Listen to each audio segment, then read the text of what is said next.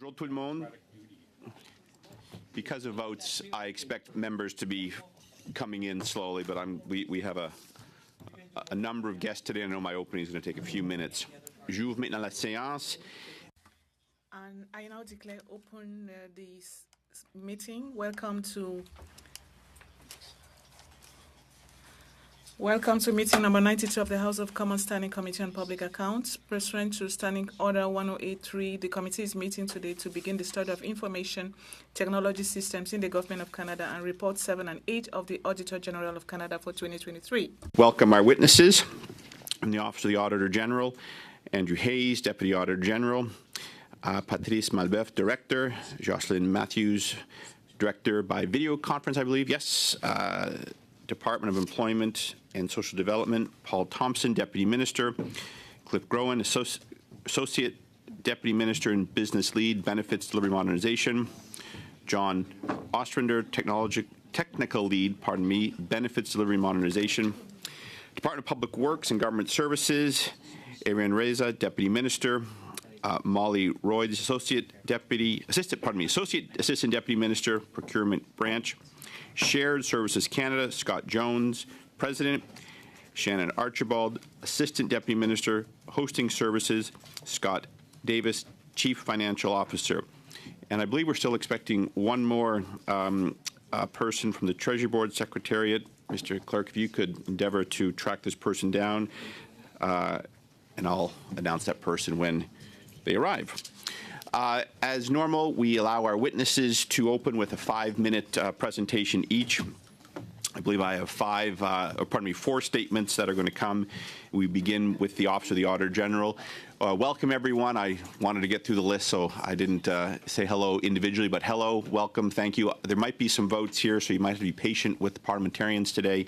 But to begin, I'll turn to Mr. Hayes. You have the floor for 5 minutes, please.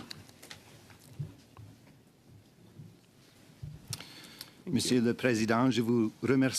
Mr. Chair, thank you for giving us this opportunity to discuss our report on modernizing information technology systems and on the Benefits Delivery Modernization Program. Both reports were tabled in the House of Commons on the 19th of October 2023. I would like to acknowledge that this hearing is taking place on the traditional unceded territory of the Algonquin and Anishinaabe people. Joining me today are Patrice Malbeuf, Director, and Jocelyn Matthew, Director, who were responsible for these audits. These two reports are closely related. Our report on modernizing information technology systems examined the government's overall approach to modernizing its systems, while our report on the Benefits Delivery Modernization Program focused specifically on the modernization of old age security, the Canada Pension Plan, and employment insurance. More than 10 million Canadians rely on these benefits. Overall, we found that the Treasury Board of Canada Secretariat and Shared Services Canada did not do enough to lead and support departments and agencies in updating their information technology systems. These lead organizations still do not have a strategy to drive modernization efforts, even though the government first identified aging systems as a significant concern more than 24 years ago. Whether it's applying for a benefit or managing the business of government, both Canadians and the public service need reliable information technology systems. We found that about 2/3 of the government's 7,500 software applications were in poor health.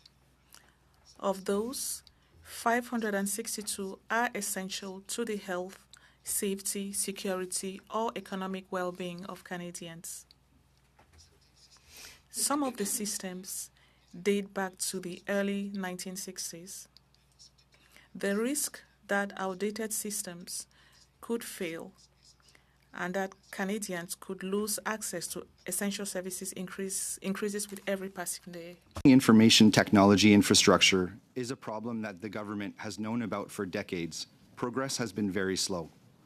We found that in addition to the lack of centralized leadership and oversight, other factors had contributed to delays, including a shortage of skilled people to carry out the work and an inflexible funding approach. Our report on Benefits Delivery Modernization Program echoed these findings. In particular, this report shows the effects of the government's inflexible funding approach.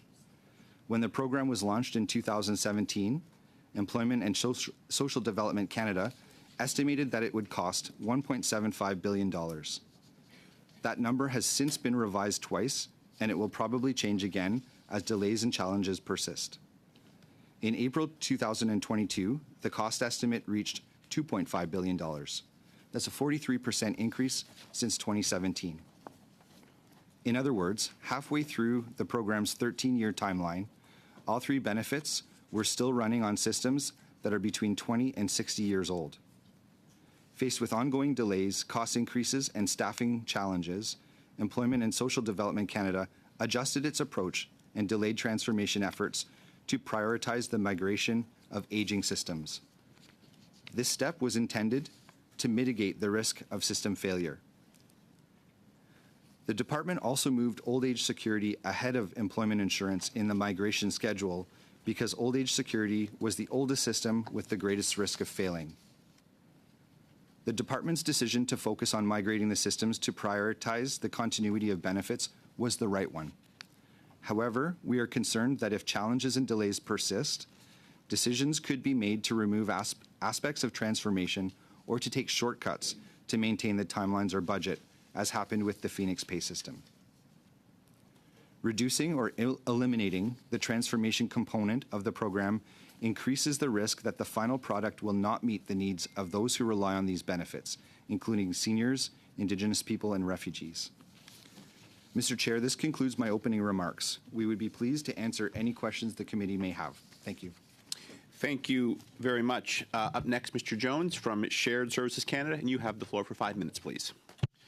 Monsieur le Président et membres du Mr. Chair, members of the committee, I'm delighted to be here to talk about recent reports and to talk about the Auditor General's recent reports and shared services progress on their recommendations. Before I begin, I would like to acknowledge that we are gathered on the traditional unceded territory of the Algonquin and Anishinaabe. With me today are Scott Davis, Chief Financial Officer, and Shannon Archibald, Assistant Deputy General of our Hosting Services Branch. SSC welcomes the findings of the audit and its recommendations. This audit will help the Government of Canada strengthen and improve its IT systems and hosting services. The Government of Canada's IT systems requires an enterprise-wide approach, and SSC is committed to collaborating with departments and their chief information officers to achieve this. SSC provides the foundational IT infrastructure for departments to host their applications so that Canadians can have access to secure digital programs and services. While SSC is responsible for the Government of Canada IT infrastructure, it is important to note that departments are responsible for modernizing or decommissioning the applications that run on the infrastructure SSC provides. SSC has a plan in place to address aging infrastructure, as the AG's report pointed out, and we are working on it. SSC continues to collaborate with the Treasury Board Secretariat and all departments to advance modernization goals and ensure that outdated IT infrastructure is replaced with modern and stable hosting solutions. As part of that process, we are working with TBS, departments, and their chief information officers to identify applications most at risk. Investments over the last 2 years have allowed us to renew the base infrastructure of the government, and through that, the core network has been completely transformed into a modern, agile network.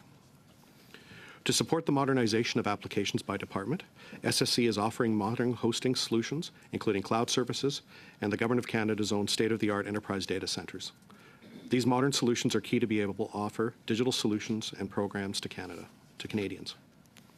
For example, SSC is working on private cloud to offer opportunities to modernize applications and edge solutions to address latency needs.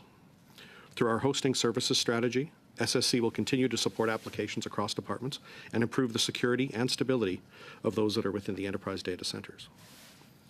This hosting services strategy will also offer solutions tailored to different workloads and applications. focusing on innovation, sustainability, and cybersecurity will ensure we efficiently serve Canadians while building stronger partnerships and inspiring confidence and trust. For Employment and Social Development Canada's Benefits Delivery Modernization Program, SSC is providing the underlying cloud connectivity and associated procurement vehicles to that cloud connectivity. More precisely, SSC is responsible for designing and modernizing the digital infrastructure to support BDM through rigorous project planning, oversight, and governance in collaboration with our colleagues. SSC continues to work closely with the ESDC to provide guidance and advisory services on the various components of the digital solution. To better communicate and collaborate with all departments across government, SSC has launched Digital Together. This plan is designed to accelerate progress in the areas of digital services, connectivity, hosting, and cybersecurity. Mr. Chair, SSC acknowledges the need for efficient and cost-effective modernization. We also acknowledge the need to speed things up. Under Digital Together, we identify and prioritize initiatives that respond to the government's priorities while aligning with digital modernization goals and our enterprise approach. This is a journey that will be powered by both larger-scale modernization of legacy platforms as well as ongoing improvements in the way Canadians interact with technology to access services. Decommissioning legacy infrastructure is complex and requires collaborations with departments to ensure there is no disruption to critical business applications. Working together and leveraging the strengths of partners, we can address the complex challenges facing the government and deliver innovative solutions that drive positive, secure change for Canadians. Monsieur le Président, en résumé, Mr. Chair, to summarize, SSC has a plan to have a stable IT infrastructure and to ensure connectivity coast to coast. We will continue to look for ways to innovate and improve. However, to achieve this vision, continued investments will be required. We will be happy to answer your questions. Thank you. Thank you. Madam Reza. Works and Government Services Canada, you have the floor for 5 minutes. Nice to see you again. Thank you, Mr. Chair, for the opportunity to discuss the role of Public Services and Procurement Canada in relation to the Benefits Delivery Modernization Program. Mr. Chair, all Canadians should expect to receive accurate and timely benefits, regardless of how those benefits are managed from an IT infrastructure perspective. They trust that the government departments responsible for old age security, employment insurance, and the Canada Pension Plan can preserve the continuity of payments, even during large-scale IT transformation projects. The Benefit Delivery Modernization Program is the largest IT transformation initiative ever undertaken by the Government of Canada. It will replace outdated and complicated legacy systems with a streamlined and secure software platform to access benefits for old age security, employment insurance, and the Canadian Pension Plan. Canada requires the skill and expertise to execute transformations of this magnitude and complexity. Consequently, PSPC, on behalf of ESDC, has contracted vendors with a proven track record of success in large transformation projects. In her fall reports, the Auditor General concluded a study as to whether the program was progressing in a way that supports the continuous delivery of critical benefits for Canadians. This includes an examination of the various processes, including procurement, that are engaged during the transition of IT systems and business processes. The study did not result in recommendations directed at PSPC, but our role in the program is important and critical, and we will continue to support ESDC as it moves forward. Monsieur le Président, à titre de fournisseur de services... Mr. Chair, as a common service provider, PSPC provides support to Employment and Social Development Canada for major procurement related to the Benefit Delivery Modernization Program, including all professional service contracts. These contracts ensure that Canada has access to the strategic advice and specialized expertise of system integrators that are critical to the success of the program. In early 2021, following a competitive procurement process, PSPC awarded 4 contracts to qualified systems integrators to provide integration services to onboard the 3 large benefits onto the new technology platform, which involves hundreds of different technologies. The systems integrators also provide strategic advice on some technologies as needed. Specifically, as a result of a competitive process, contracts were awarded to Accenture, CGI Information Systems, Deloitte, and Fujitsu Consulting. Generally, these 4 qualified suppliers compete for work packages. In some instances, and where appropriate, the work is allocated among all 4 suppliers who then work collaboratively to advance the program. The combined cumulative value of contracts awarded to the 4 system integrators is currently $409 million.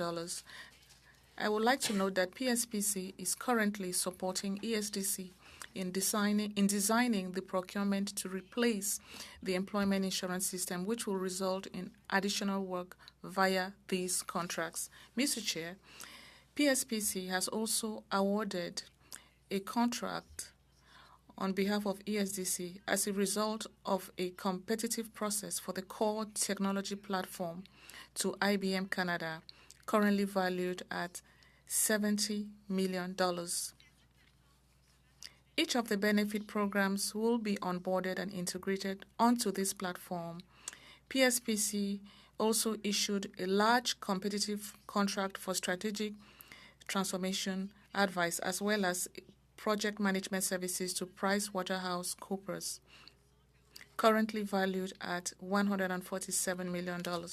Begun with the SDC to prepare for the levels of benefit delivery modernization governance in order to provide guidance on the procurement elements of this transformation program.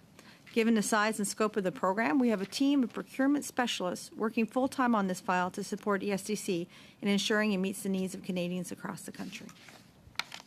For this project, as with everything we do, PSPC is committed to ensuring procurements are conducted in a fair, open, and transparent manner. At the same time, we are ensuring that the procurements are undertaken in accordance with relevant policies, guidelines, regulations, trade agreements, and procedures, while meeting requirements outlined by client departments. We will continue to provide contracting services and work with the SDC and other partners to deliver BDM, with a shared goal of ensuring the government delivers benefits for Canadians with an emphasis on efficiency, accuracy, and accessibility. Merci, Monsieur le Président. Je serai heureuse. Thank you, Chair. I would be pleased to answer the questions from the committee. Thank you very much. Lastly, Mr. Thompson, Deputy Minister, Employment and Social Development, Canada. 5 minutes. Thank you very much, Mr. Chair, and thanks for the opportunity to discuss the Auditor General's report on the Benefits Delivery Modernization Program. Le gouvernement du Canada appuie le rapport et les recommandations qu'il contient.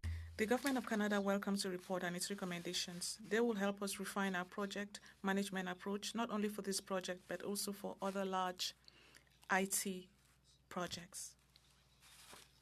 Benefits Delivery Modernization is the largest IT project undertaken by the federal government. Ultimately, the project will securely and reliably deliver millions of Canadians the benefits through 3 key programs: employment insurance, the Canada Pension Plan, and old age security. Over the last year alone, Service Canada delivered over $145 billion in benefits through these programs to over 10 million Canadians. The challenge we have is that the current technology that supports these services is outdated, risking errors and payment delays.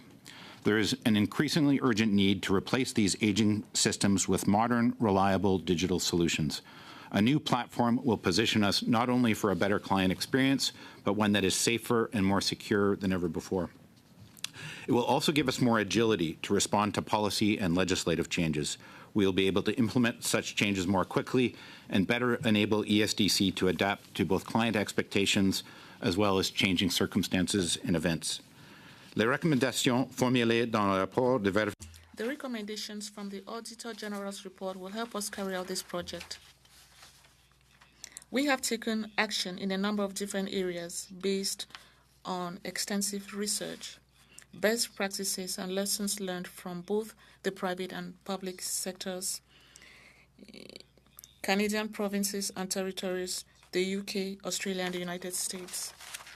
And we learned the lessons from less successful IT-enabled transformations, such as the Phoenix pay system.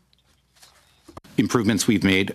We now have a dedicated senior level leadership in place for both the business and the technical aspects of the project, both of whom have significant experience combined in the public and private sector. The appointment of my colleague Cliff Groen as Associate Deputy Minister and Business Lead and John Ostrander as the Technical Lead combine this business expertise and proven technology leadership at the most senior levels of the program. Also, in June 2022, the government's Chief Information Officer conducted a strategic assessment of the program. This is a common practice for large and complex transformations, and it positions the program for success. The CIO's office works in close collaboration with a dedicated ESDC internal audit team, and together they give real-time advice and recommendations on risk and issues to senior management.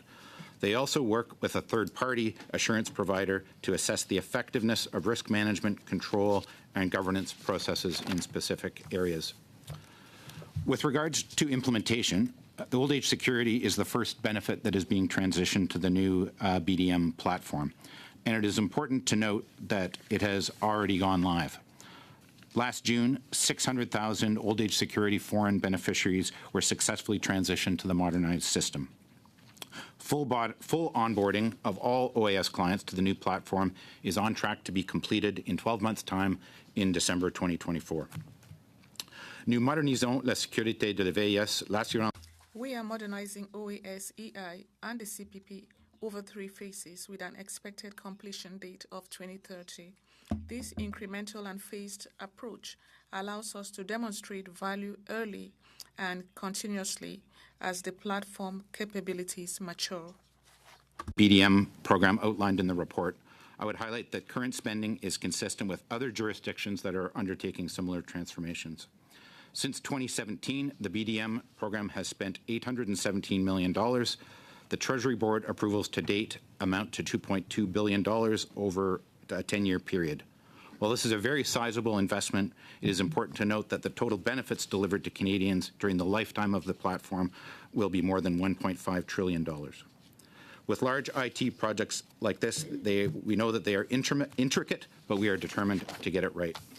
Mr. Chair, serving Canadians is our top priority. We understand that the success of benefits delivery modernization is non-negotiable. Nous continuerons de collaborer avec le Secrétariat du Conseil du Trésor. We will continue to work with the Treasury Board Secretariat to refine our approaches to delivering services, sharing best practices across all levels of government, and minimize system risks. For the opportunity to appear, and I look forward to taking your questions. Good timing. Thank you. I'm just going to thank you very, very much.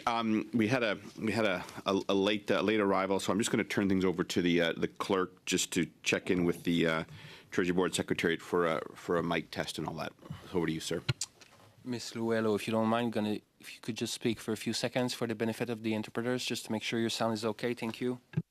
Yes, bon matin, and the irony of the CIO having tech problems getting into the meeting is not lost on me. I hope my audio is working fine.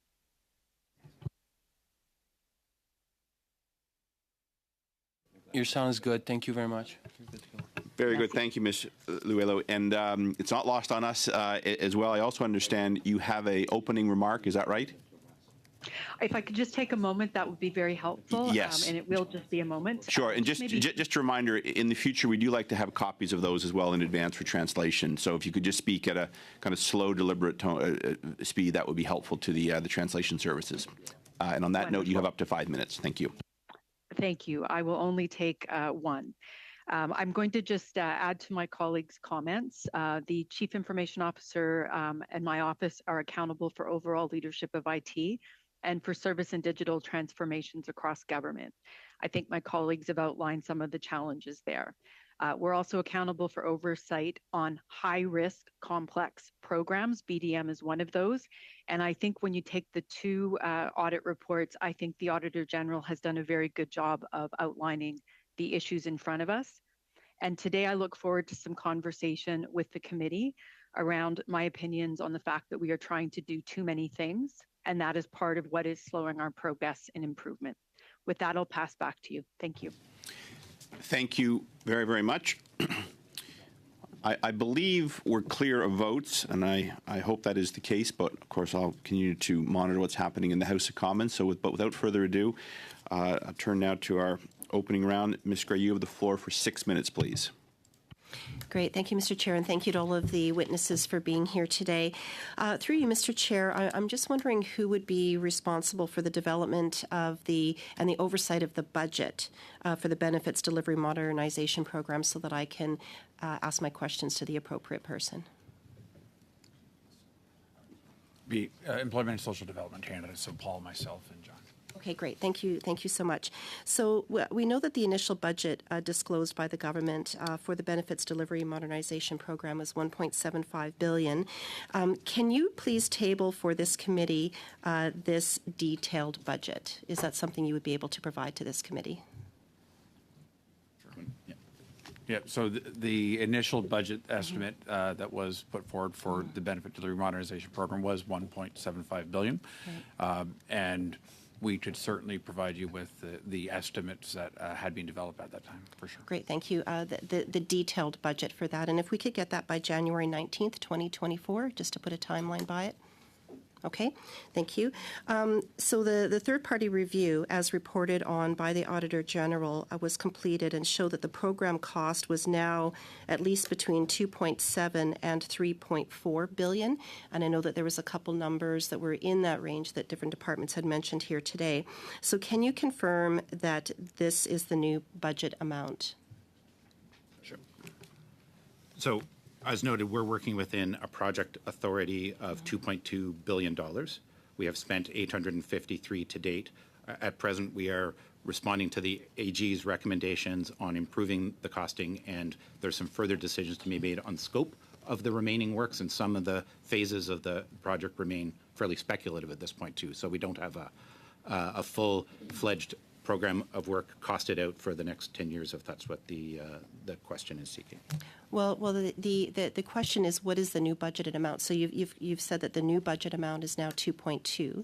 So therefore, could you forward to this committee the detailed budget of that new amount at 2.2 billion, and also meet the timeline of January 19th, 2024, please?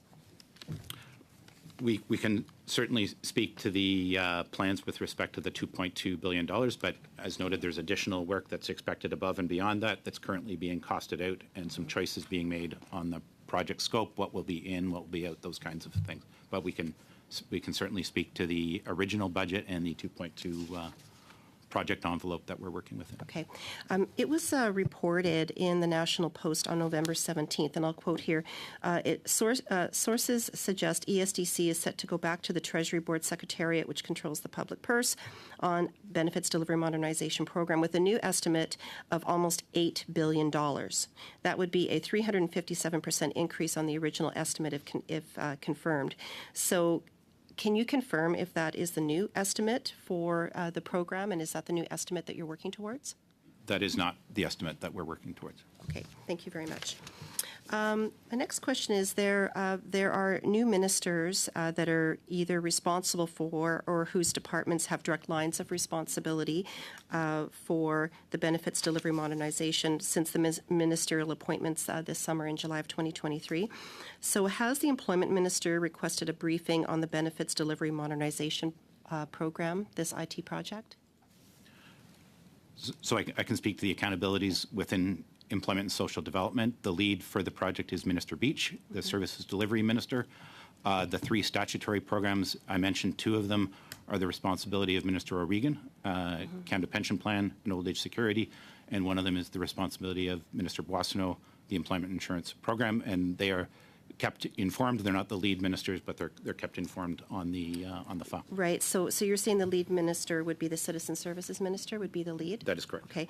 And so for all of the ministers that you mentioned, including the lead minister, can you please forward to this committee the information on the dates of the meetings that you have with those ministers and when those briefings were? And if we could have that information as well by January 19th, 2024? I'm not in a position to identify which dates. I have regular conversations with ministers on a weekly basis. So I don't know if I'm in a position to Sure. declare which dates. Sure. Well, if you could go back in your calendar and see when you have these conversations or these meetings in your calendar with the various ministers, specifically discussing this this benefits modernization program, and if we could have that table by January 19th, whoever's responsible. We will certainly look to see what briefings have been taking place, and particularly with respect to the lead minister, with whom there have been a large number of briefings. Right, the lead minister and actually all the ministers that you had mentioned, because each one of them, as you mentioned, does have different levels of responsibility. Right. Maybe Right. if I could note, there's other ministers that are a key part of this as well who are involved in an oversight committee, the Minister of Public Services and Procurement. And Wonderful. So then yeah. whatever ministers are involved and whatever, whenever those briefings are, whenever those meetings are, if you could send those to the committee. Thank you so much. You have about 20 seconds, Ms. Gray. Great, thank you. I think that, I think we'll just with other, I need to dig into a number of other things here, so I think I'll just. Okay, we'll you're just up leave it next there. anyway, Thank you. so I'm up I'll next. come back Yeah, to you. Thank you. Very good. Turning now to Ms. Yip. You have the floor for 6 minutes, please. Thank you to all of you for coming here this morning. My first question is to Mr. Hayes, and in the opening statement, it's mentioned 38% of the government's approximately 7,500 information technology applications were considered healthy. So what does it mean to have a system that's considered healthy? So I would say that it might be easier for me to describe how we define what is not healthy. Old infrastructure, systems that have limited vendor support, systems that have limited capacity to integrate with others, and systems that are subject to security vulnerabilities would be considered to be in poor health. So if the systems don't have those features, they would be considered to be healthy. What do you consider the biggest challenge? At this point, our audit report raised a few issues that I would signal. First is the quality and completeness of information on the state and health of all the systems. As we noted, there's a gap in the information that the Treasury Board Secretariat is getting on the health of these systems. I would also say that having a strategy in place to be able to plan which priority systems need to be upgraded or replaced would be also an important factor. As we have audited this in a number of cases in the past, we've identified that strategies don't exist, and this is more than 13 years after one of our other audits where we said a strategy would be important. Why do you think it's not progressing as quickly? I think that would be a good question for the departments. I think part of the challenge, as we have signaled in the report, relates to the availability of skilled staff, recruiting and retaining skilled staff. Again, the information upon which to make priority decisions is also a reason why this could be progressing slowly. And also, as the Deputy Minister mentioned, shared services is responsible for infrastructure, whereas the departments themselves are responsible for modernizing their applications. They sometimes have to make difficult decisions with their financing, because if they have to pay for modernization, it might have to come out of their funds that they would otherwise use for services or programs for Canadians. So those are all challenges that could be contributing to the delays. Well, I'll ask Treasury Board and Shared Services Canada the same question. What is the biggest challenges, and why is it not progressing as quickly? Scott, would you like to go ahead first? Maybe I can start. So, thank you for the question. There are a few areas where I would say SSC has changed our strategy to try to make it easier for departments. First of all, pre-positioning some infrastructure before with workload, what we call workload migration, which is really about moving applications to modern data centers. We did it on demand, and then it would take 18 months to build the infrastructure. We're working to pre-position infrastructure through our hosting services. The second piece I would say that is a challenge is just how old some of these applications have gotten. So it becomes not just an upgrade, it becomes generational leaps of technology. And so it becomes it's a very difficult skill set to build up. But also we need to look at how do we build applications in general, and how do they get sustained funding. I ran a number of applications in previous roles when I was with the Cyber Centre. We made sure we invested continually in upgrading those applications to keep them fresh, but perhaps I'll turn it over to Catherine from OCIO. Yeah, thank you very much for the question. And I might contrast it with just some of the differences I've noted from doing this in a number of private sector organizations. I think a couple of the things that I would note that are getting in the way of progress are a fundamental lack of prioritization. Like the numbers are staggering. When you think about 38% healthy, the unhealthy number is high, and we can't tackle those at once. And in prioritization, there's winners and losers. And we don't seem to have a comfort with stopping programs or delaying them to allow us to do the work that needs to happen on the higher risk program.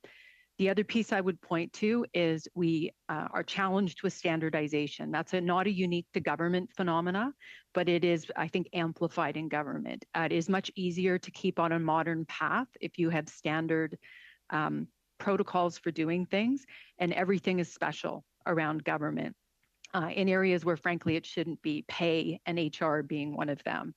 And then I think finally, I would note, the CIO of Canada has got accountability, but very little levers that would be consistent with what I would have been used to in private sector. So certainly I own the planning, but there is no central control around funding, dispensement of funds, and prioritization that is consistent with what I've experienced outside of government. Thank you. So while on the topic of funding, the 2016 to 20 Government of Canada Information Technology Strategic Plan stated that chronic underinvestment to replace aging information technology system had put the government abilities to deliver essential services to Canadians at risk. Do you feel that a lack of sustainable funding prior to 2016 resulted in unnecessary and additional costs due to not having sufficient funding to meet SSC's needs and responsibilities? That would be to you. Oh, okay, whoever. Sorry, no, that's question fine. for me or for Scott? Well, since Scott, Mr. Jones has already started, we'll have him continue. Well, thank you for that question, because it actually does go to a number of years. For SSC's funding was even insufficient to pay for the ongoing licensing and maintenance. In the last number of years, though, we have invested in what we called the IT refresh and replacement program that renewed a tremendous amount of our infrastructure. So even if the application is old, the hardware underneath it and the supporting infrastructure and network has been refreshed to modern standards, as modern as we can get with what the applications demand. So we have been able to do that, but for the first, I would say, about 6 years of shared services attempts to consolidate, underfunding was a significant limitation for modernization investment and building a new base infrastructure. And thank you. That is your time. That is your time, Ms. Yip. We can come back to others if there are comments. Maintenant, c'est Madame Sinclair Desgagnés. Vous avez la parole. Madame Sinclair Desgagnés, you have 6 minutes. Thank you, Chair.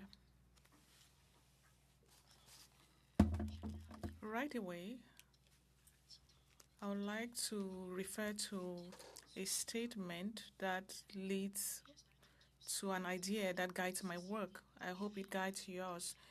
A society that is judged on how it treats members of its society, particularly the most vulnerable. We have people who are vulnerable, who receive OAS, EI, and so on. From what we are learning from the auditor's report is that IT systems that are necessary and critical to support these systems and provide help monthly for the most vulnerable in our society are about to collapse. And this is very disturbing. That is why I think we are delighted to have you here to have more explanations, particularly at this stage, once the situation has been identified. Once we know the problems, you've started identifying them, what do we do to quickly resolve the situation? That is what concerns me today. One of the important points that I've thought about is one of the important figures which you mentioned, Mr. Hayes. It's that to attain the government's target, which is 60% by 2030, at the current pace, if things were to continue as we see now, the government will only get to a 40% rate of modernization. So, Mr. Hayes, are you maintaining the figure? Yes. Do you have anything to add when it comes to the pace at which the government is working to attain its modernization objectives? Not much. I will say it's important for us to speed up modernization because there are dangers of failures. And when we look at the delivery systems, as you said, these are systems that are so important for Canadians. Almost everyone will need those programs at some point of their life. Now, I would like to turn to, first of all, the Treasury Board Secretariat. I think they're appearing via video conference. Madam Welo, do you agree with the figure advanced by the Auditor General when it comes to the pace that will not help you attain your modernization objectives? That's a good question. Thank you. Absolutely agree with what the Auditor General has come to a conclusion on. I think that one of the pieces of language that was used in the report, I might just highlight that we really must focus on modernization and maybe be a little bit less ambitious around transformation. And those two words are very different, but very important. To your point, these are most vulnerable population, and we need to move as quickly as we possibly can to get off of old infrastructure, old application onto new. And I think that the ESDC team is on a very good path there. But that requires us to adjust our expectations around what we talk about as transformation. And frankly, I think that's a very good decision. I think we build to allow for transformation in the future, but right now the focus has to be on retiring the technical debt. Merci. Oui, vous différenciez. Thank you. You are differentiating modernization and transformation. And when you talk about speeding up, what will the Treasury Board do concretely? Because from the auditor's report, we have learned that the Treasury Board doesn't have all the information it needs from the departments to help it speed up the process. First of all, how are you going to obtain information from the departments? Secondly, what strategy are you going to implement? Third, what means are you going to use to implement that strategy so that there is indeed acceleration of the process? Very good question. A couple things. Those are three rapid fire, so I hope I get the answers to all three. One, you're correct. We don't have all the information. We are putting in place a new system in 2024 that is going to assist with that. But we have enough of the right information that we shouldn't wait until we get more fulsome information to go. So that's kind of message number one. Message number two is from the modernization transformation perspective, as part of the reviews we do, and granted we do it on a subset of programs, but benefits delivery modernization is one that we've spent a lot of time on. It is continuing to go in and do assurance activities with these programs to ensure they're not getting too, if I could use the word, distracted around transformation and stay very focused on the tight scope of managing. And I think from a broader sense, we will be looking to provide dashboards to the different departments through 2024 that helps them identify where they've got specific issues and assist in putting together business cases to have those upgraded. I would note, and I haven't had a chance to say it, we spend about $10 billion a year on technology. I'm not sure this is about more money at this stage because we have lack of staffing. We have, an inability to access the resources even externally. The talent pool is very light. And so this is about the right work done better versus doing more work. Et voilà. Merci beaucoup. Suivant, c'est... Your time is up. Please. Thank you very much, Mr. Chair. I want to thank the witnesses for being present. Although you're many, I hope that we can try to keep up with the information that we hope to get supplied today. I'm concerned, and this committee, albeit, is very concerned. Just earlier this week, we passed a motion which I'll quote, express decades of unchecked spending on outsourcing, which accelerated in 2006, has cost Canadians tens of billions of dollars, while creating a shadow public service that works alongside the real public service, but without the same hiring practices or transparency requirements. That's in relation to outsourcing in Canada, and I think the Auditor General may be familiar with my position on outsourcing. We heard, for example, a few weeks ago, even in relation to the Capital Commission, their remarks on the reality that since 2018, they had to take on private contracting in order to try to make up the huge deficits that have compounded within their ministry due to government underfunding of critical services. It's beginning to paint a picture for me. Audit after audit after audit. I begin and can clearly see a continued pattern of outsourcing, which is ballooning the costs while also diminishing our public service. I'll turn to recommendation 7.37 of the Modernizing Information Systems Audit states, in accordance with CC or SSC plus departments and agencies, TBS should finalize and implement a comprehensive strategy for addressing the information technology modernization needs of departments and agencies. The strategy should, among other things, quote, address the scarcity of personnel with the needed skills to support information technology modernization, end quote. My question is to the Deputy Auditor General, and that question is just how severe is the shortage of qualified personnel within the public service? So I think that I would start by saying that in both of these reports, we've identified the importance of skilled personnel to be able to do the work that's needed. I think that the reality that there's recruitment and retention challenges, and it is a competitive marketplace for skilled IT professionals, means that the government has to look creatively at how to retain and attract these people, but also the government has to take a good, careful look at how it will train and upskill their current employees.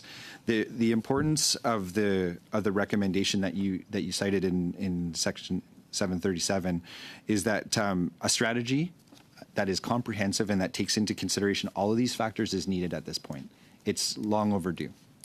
Would you suggest that lacking the skilled public service that's required there has a direct impact on the requirement or the desire of these ministries to outsource? I would say that there are certain circumstances where outsourcing is needed, for sure. For example, where it doesn't make value for money sense to have a particular skill set on staff 100% of the time through the year, it would make sense to outsource. Likewise, in situations of peak need, it makes sense to outsource. What is important is that we don't lose the skill set of our public servants, and that we are able to account for the reasons why we are outsourcing. So ESDC has spent $409.7 million on just 4 contracts alone, and there was a further $70.5 million contract to IBM, and then another for PricewaterhouseCoopers that's valued at $147 million. We're approaching $1 billion. These are astronomical figures. They're immense and they're heavy for Canadians. And all this spending has led to the brutal findings from the Auditor General. They're warning of another Phoenix. I mentioned just earlier that outsourcing, both in the instances for the Capital Commission that we heard audits for, we've heard audits for other instances where outsourcing continues to run rampant. Phoenix is one of the largest fiascos we've seen in the history of Canada.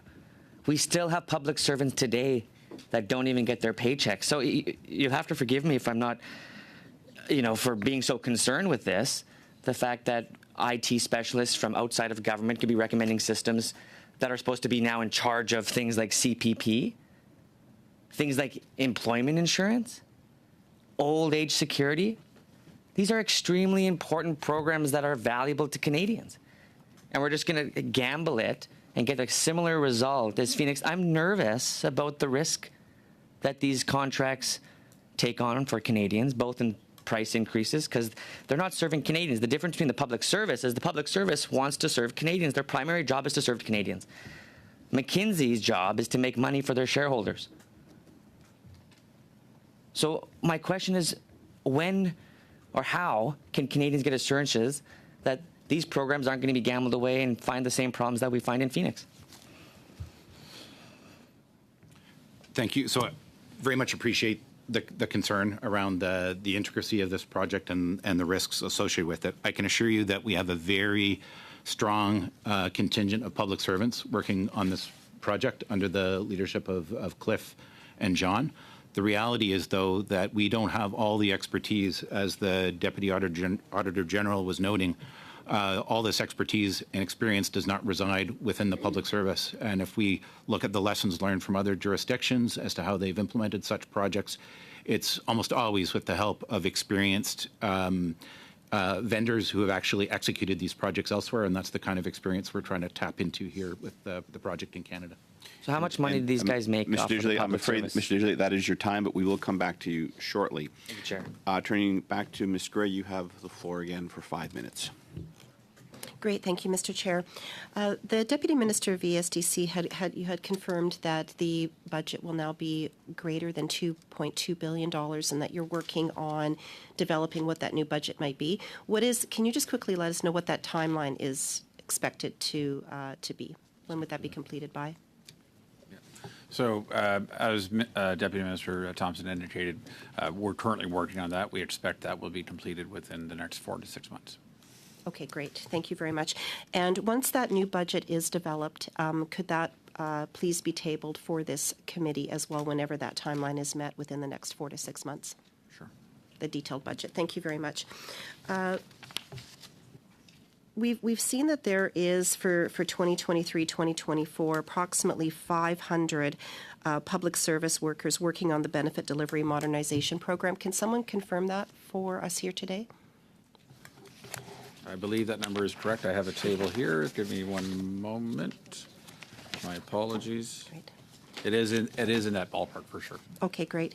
And can you also confirm, whether it's yourself or someone else here, that there is approximately $669 million that have been given to contracts for outside consultants?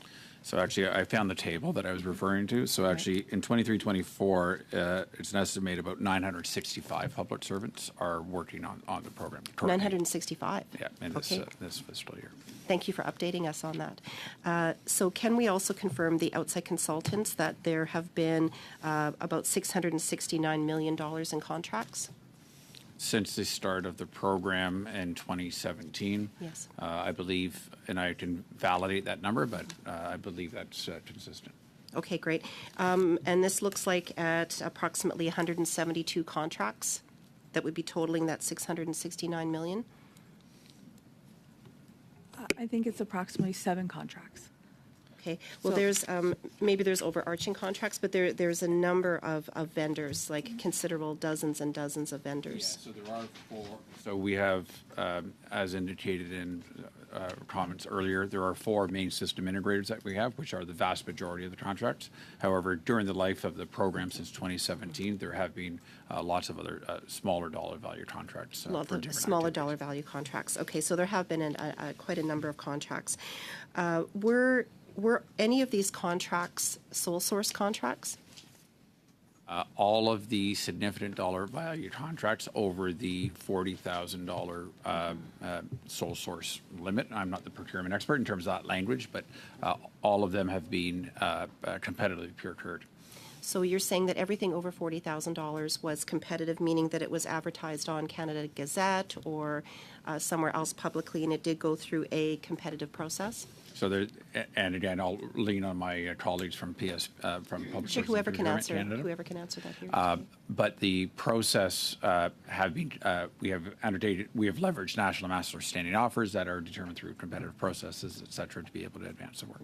Great. So the advertisement for all of those individual contracts, if those could please be forwarded to this committee as well by January 19th of 2024. Surely a lot of those wouldn't be still open to the public. So if all of those could please be forwarded to this committee.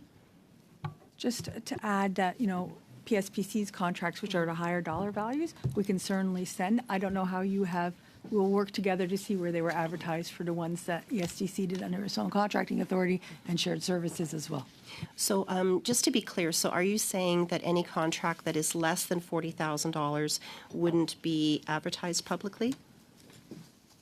Yes, according to the contract regulations, under $40,000, it can be provided to a smaller competition. Doesn't necessarily have to be publicly advertised. Okay, so that's not something that would go through a real competitive, public competitive process. It would be something that would just be potentially granted for whatever rationale would be Thank you. given. Most departments do it by inviting 3 bids, so there's a level of competitiveness, but it is not necessarily automatically put on the government tender site, which is Canada Buys.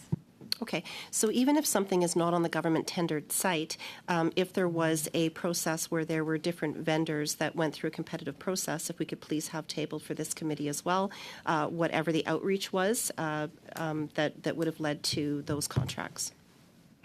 We'll provide whatever information we have regarding that. Thank you, and also by that date, by January 19th of 2024. In addition to that, with any of this competitive process, if you could also please provide the metrics and the scoring criteria that would have been utilized in order to determine who would receive those contracts. So are you speaking to the large system integrator?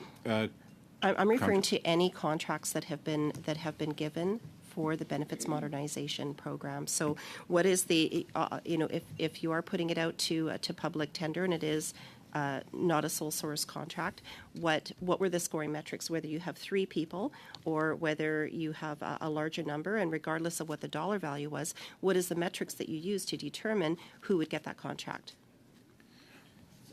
So thank you very much again for the question. From a methodology perspective, we can provide the generic frames that were used. Obviously, the commercial confidence of which suppliers won, didn't win, may be more commercially confidential. Okay, Very and good. that deadline could also be January 19th of 2024. Thank you, Ms. Gray. Thank you. And that is your time. I think that was all well understood, and of course our analysts are recording it as well. Ms. Bradford, I believe you have the floor for 5 minutes, please. Oh, and just incidentally, I did add 20 seconds on to Ms. Gray's time because she left a lot on the table on her first round and wasn't familiar with the practice of this committee to allow the question to be answered in the time and for the answer to run over. So just so you're aware of that. Ms. Bradford, 5 minutes, please. Thank you, Mr. Chair, and thank you so much to our abundance of witnesses today. It's a cast of thousands, and just for those of you watching at home, we have actually 10 witnesses in the room and 2 on the screen. So I think that speaks to the importance of the issues that we're dealing with today. 2 very important reports: Modernizing Information Technology Systems and Benefits Delivery Modernization, which is the Auditor General's report indicated more than 10 million Canadians rely on these income support programs, OAS, CPP, EEI. So obviously failure is not an option. And so I have a couple of questions for Mr. Jones, first of all, if I can just get to that. So basically, I was just wondering, given like I said, failure is not an option, why was no action taken after the 2010 spring audit report from the Office of the Auditor General, which indicated that action needed to be taken? It seemed like not a lot happened after that, and it was clearly identified that something needed to happen. Do you have any insight as to why there was a bit of a non-response on that? Well, thank you for the question. Shared Services Canada actually didn't exist in 2010. We were created following those discussions, or we were in the process of being created. Upon the creation of Shared Services, we had insufficient funds to begin a full-scale modernization, so it was focused on 3 areas. One was an email transformation initiative, one was a networking transformation, and then the other one was to try to consolidate data centers, as was mentioned in the Auditor General's report. All of those did make progress, but slower than we would have liked due to lack of funding. Do you think if they've acted sooner, there would have been a cost saving to the Canadian taxpayer? I do think the lack of infrastructure and the lack of infrastructure spending and proactive spending did slow departments down, and it made it more difficult for them to modernize. However, we did need to dig ourselves a bit out of the hole that we were in terms of an infrastructure deficit, and to rebuild a lot of pieces. There was significant progress made, particularly around networking, which is what the government cybersecurity relies on, and so the investments tended to go towards networking, cybersecurity, and the pieces that provided that kind of, I would say, perimeter around the government to protect it as the cyber threat changed drastically from 2010 to today. Right. So now you mentioned in your opening statement, you referred to Digital Together. Can you elaborate on that? I guess it's kind of a prioritizing sort of a mechanism because there's so many things and we can't accomplish everything as quickly as we want to. So can you just explain that to us, please? Absolutely. So Digital Together is SSC's next strategy following what we used to call SSC 3.0, which was about how do we now start to fill in those gaps to be more proactive. Our priority is obviously ongoing operations of government systems and whatever we need to do to maintain those operations. But really it is investing in the service, the hosting services branch that Ms. Archibald leads, and to say how do we deliver a new way of delivering, not just inside of our data centers, but also all the way out to public cloud, and provide those options to our core departments that we provide services to. Now, you did also allude to the impact of like cybersecurity. What's the potential impact of AI on these types of IE projects? And can AI actually assist in generating better cost estimates and forecasted timelines? And how are we dealing with these increased risks by AI? So perhaps I'll start and then maybe I'll turn to my colleague from the Treasury Board Secretary, if that's okay. AI is both is a huge opportunity for us, and we've started to see it being applied. We apply, for example, in our Access to Information program, so we can find information quickly, respond quickly, and it's let us get to a 99.6%, I think was our last year's rate of on-time responses at shared services. So we apply that throughout our technology stack. We can apply to operations, looking for trends, et cetera. So there's a huge benefit there. The risk in cybersecurity is also that AI can be turned into how do you breach a system, and then conversely, how do you put AI in your defenses? So we really look to see where we can leverage it in terms of making ourselves both more efficient, pushing our technology into kind of where the state of the art in industry is heading, and then of course working with our cyber partners around government. But perhaps maybe I could turn to my colleague if that's okay. Yeah, I think Scott's described that very well. I maybe add 3 points.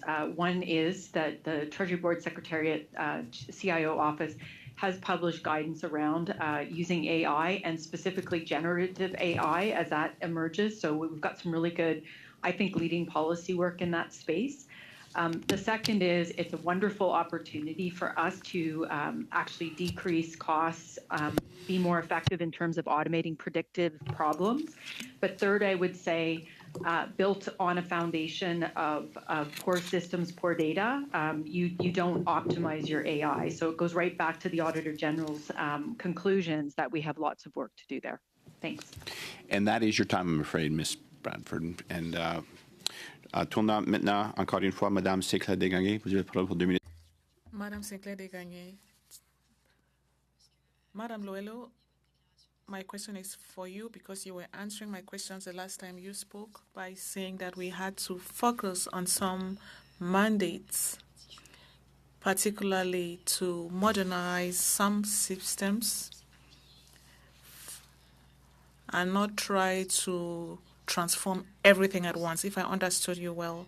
Do you consider that what was done with IBM and Phoenix was okay?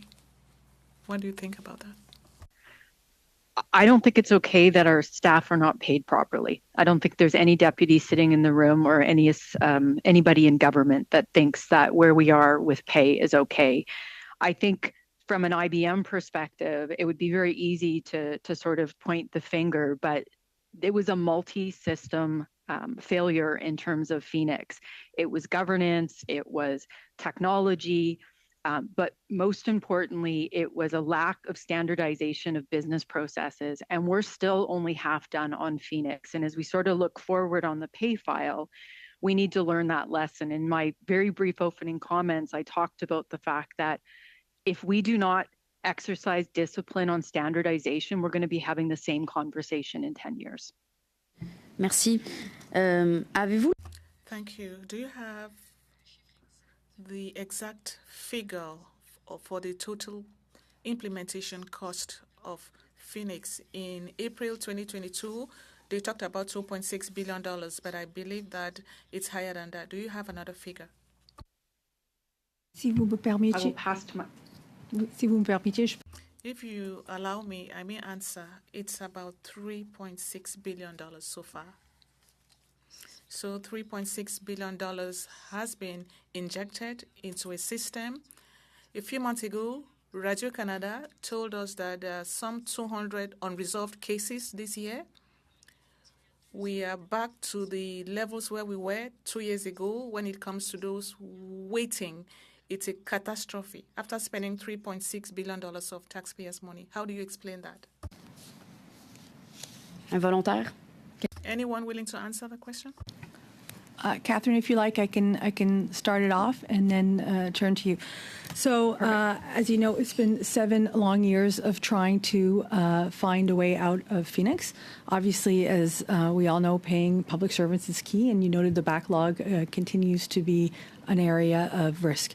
As Catherine noted, really is standardization.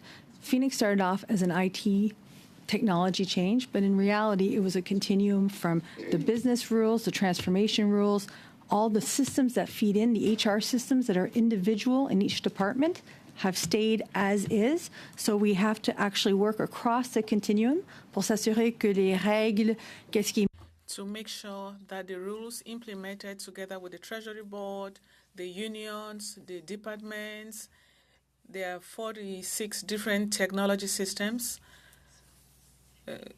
PSPC as well. We want to make sure that the technology that is there is able to pay employees. But when it comes to the strategy by the Treasury Board, I will give you the floor, Catherine. I already added a minute to the time. Madame Sinclair-Desgagnés, vous aurez encore une autre tour, alors vous pouvez continuer. Madame Sinclair-Desgagnés, you'll have another turn, so you'll continue your questions at a time. 2.5 minutes as well. Thank you very much, Mr. Chair. I want to continue on my question in regards to outsourcing and contracting in the public service. You just heard just by the member from OCIO, Catherine, that we're not paying our staff enough. And I fully agree. We are not paying our staff enough, leading to serious competition issues where it's much easier to work for IBM. It's much easier to work for McKinsey. It's much easier to work for these other companies that then hold the government hostage and say you either pay us because there's no one else to do this work because you failed to pay our employees properly or at least a competitive rate. So I'm disappointed in that fact, and I can't echo how disappointed I am on that. It is a serious concern I have, and one that I hope after today's meeting you can supply us with written advice later on, maybe by the time you renew your strategy, as to how you're going to actually implement wage increases or to become more competitive, because we're losing real taxpayer dollar to CEO boardrooms and profits of boards. Those profits could be directly paying for the salaries and wages of technicians that can be doing this work. So I hope that's simple enough and it could be understood enough to know how this is a serious issue, and one that I'd hope the members of the government would be also keen to address. Because of course this is not just the civil service that is dealing with these problems, but it's likely a funding and capacity issue due to long decades of the non-spending on operations and maintenance, similar to what we've seen in many, many audits before. And so how much profit are these 7 contracts generating for those companies? Sure. So we indicated the value of the contracts that we cited earlier. What I would say related to the BDM program, the majority. Sorry, no, the profit. I'm curious about the profit that is being generated by these companies within these contracts. Do you have that information? Yes or no? If you do not have that information, I'm happy to receive that in writing. So I think that the contract value we have. I'm not sure what you're seeking in terms of specific profit. How much do these companies make off the public service? I feel like it's a simple question. Thank you. I could try to answer it because in essence... They don't do it for free. But they do it on a competitive basis. So when we compete as opposed to sole source, the competitive price is set by the market. Mr. Desjardins, your time is up. I will allow an answer from Ms. Reza. Go ahead, but Mr. Desjardins, your time is up. So just if you can. I mean, there's a markup that's set, including their overhead, their cost, their profit for providing that service to the government of Canada. But what does that cost? Like, what's that number? And you will we'll be back to Mr. Desjardins at the next round. Turning to Mr. McCauley. You have the floor for 5 minutes, please. Thanks, Chair. Witnesses, thanks for joining us. Ms. Luello, I am disappointed to to know that you are leaving such an important role. Can you just quickly fill us in? You talked about modernization versus transformation. Could you just give some context how that applies to the projects we're talking about today, the OAS, CPP, and EI? Absolutely. And yeah, it's been a pleasure to serve in this role for almost 2.5 years. So thank you. It's been an honor. In terms of modernization and transformation, it absolutely applies to the projects we're talking about here. From a BDM perspective, that was a part of the strategic assessment that we did, was to have them focus on their highest risk program, OAS. They had moved it to the front of the queue. We de-scoped a number of things from what was called the BDM project to focus them on retiring the technical debt of OAS, knowing that these are some of our most vulnerable Canadians. And we are seeing now execution against that and are expecting positive results as we roll through the end of next year. That platform they've built is now going to allow them to do transformative things with the program over time. But that whole delineation, I think, has allowed them to get very focused and deliver good results on this program.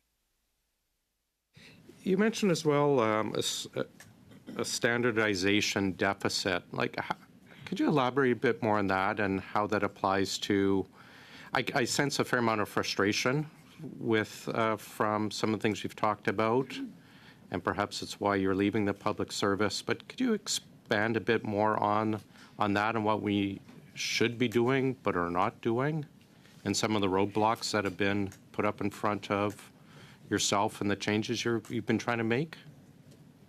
Yeah, I think that is the million-dollar question there around standardization. And I think, the tech always is something that we should be cautious about, but it doesn't scare me as much as business standardization does. And certainly that's been an issue I've dealt with in large organizations. But the Phoenix is a very good example of where the final product was to be one pay system and one HR system. We have one pay system. We have 30 plus HR systems still doing things independently. We continually announce new benefits and programs that are providing really important benefits, but they're bespoke and they are individually required to be developed in these old systems. So let me interrupt you there just quickly. And I understand what you're saying, but how should the government address this then? I understand when you talk about bespoke programs, but going forward, if you were the queen of the world, how would you fix that so that we aren't ending up in this mess? So I think a couple of things. Phoenix gives us, or the pay system gives us a good practical example of that. Hold the government accountable. Hold the public service accountable to getting to a common instance of HR. I think we'll have peace in the Middle East before public service is accountable for a lot of these things. Can we just move back? Besides accountable, how would we address this? What should the government be doing? Should someone be saying, nope, stop right there? What is your fix for this? Or how will we integrate this program into our pay systems, our reimbursement systems before you move ahead? Yeah, you got it. So there's two things. One is, I think, set clear targets with consequences on standardization of pay. As an example, I would use that as a very specific example. By this date, get to 1 or 2 instances of HR.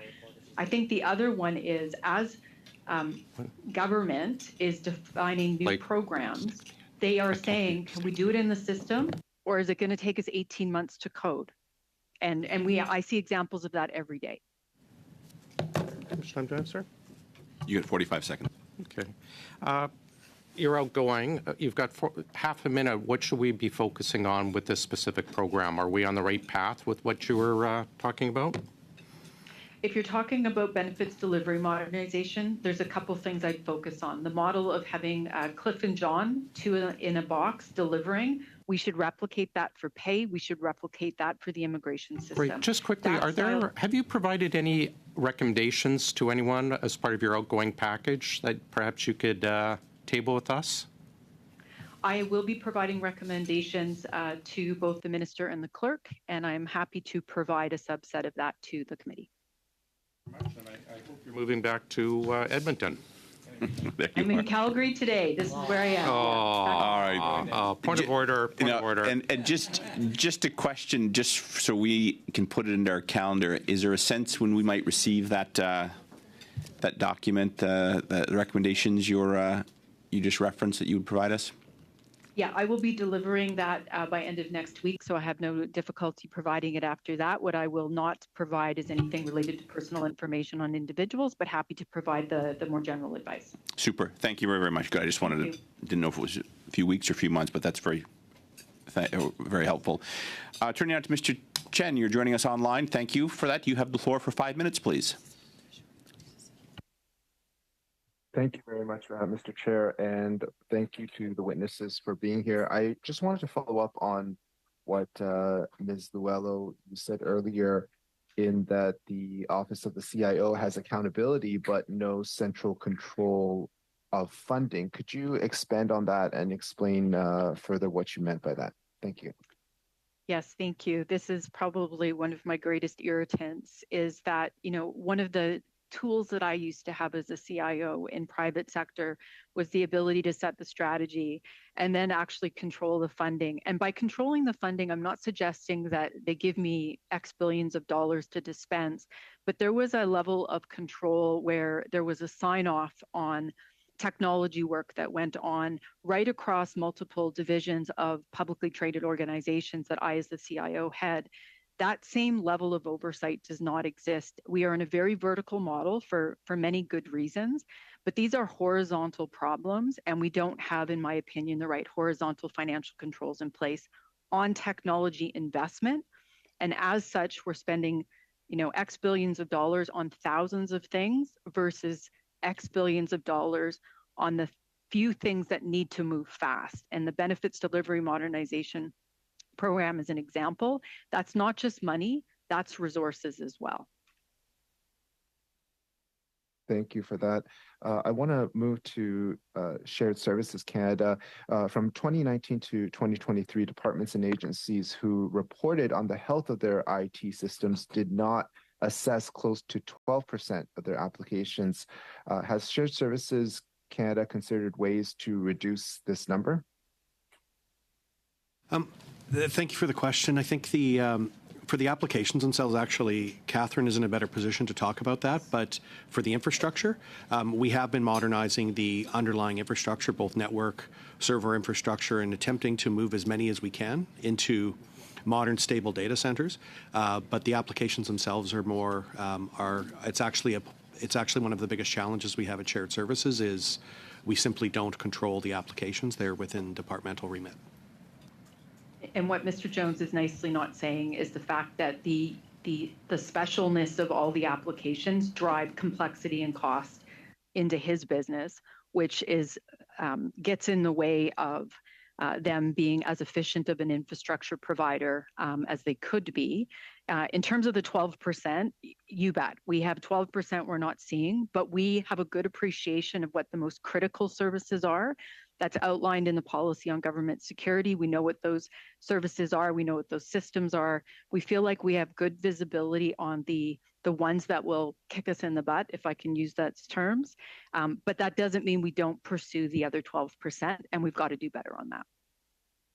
Well, help me understand further. Earlier, it was said that we're not dealing in some cases with just an upgrade, that there are generational leaps in terms of the updates that need to be done.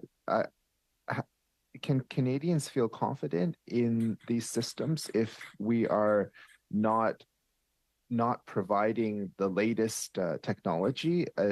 We're dealing with information and data, and in this day and age, we know how important it is for Canadians to have their privacy protected.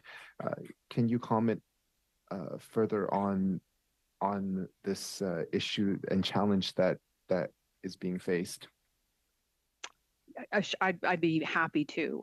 The information of Canadians and the privacy of their information and the security of their information is something top of mind for all of the deputies and ADMs that are sitting in the room. That is an accountability that I have within our office. And, you'll see with the data breach that we've been working through with a third-party provider, we've taken a very active role, perhaps when it wasn't ours to take, to protect our employees' information. And so that's at a core. And I think, as Scott outlined, there's been good investment in network and cybersecurity and in privacy protocols that really give us some comfort that we've both got good protections and good response mechanisms to that. So I'm comfortable saying that I think we've got the right things in play there. That doesn't mean no risk. That means that we've got some managed risk in that space.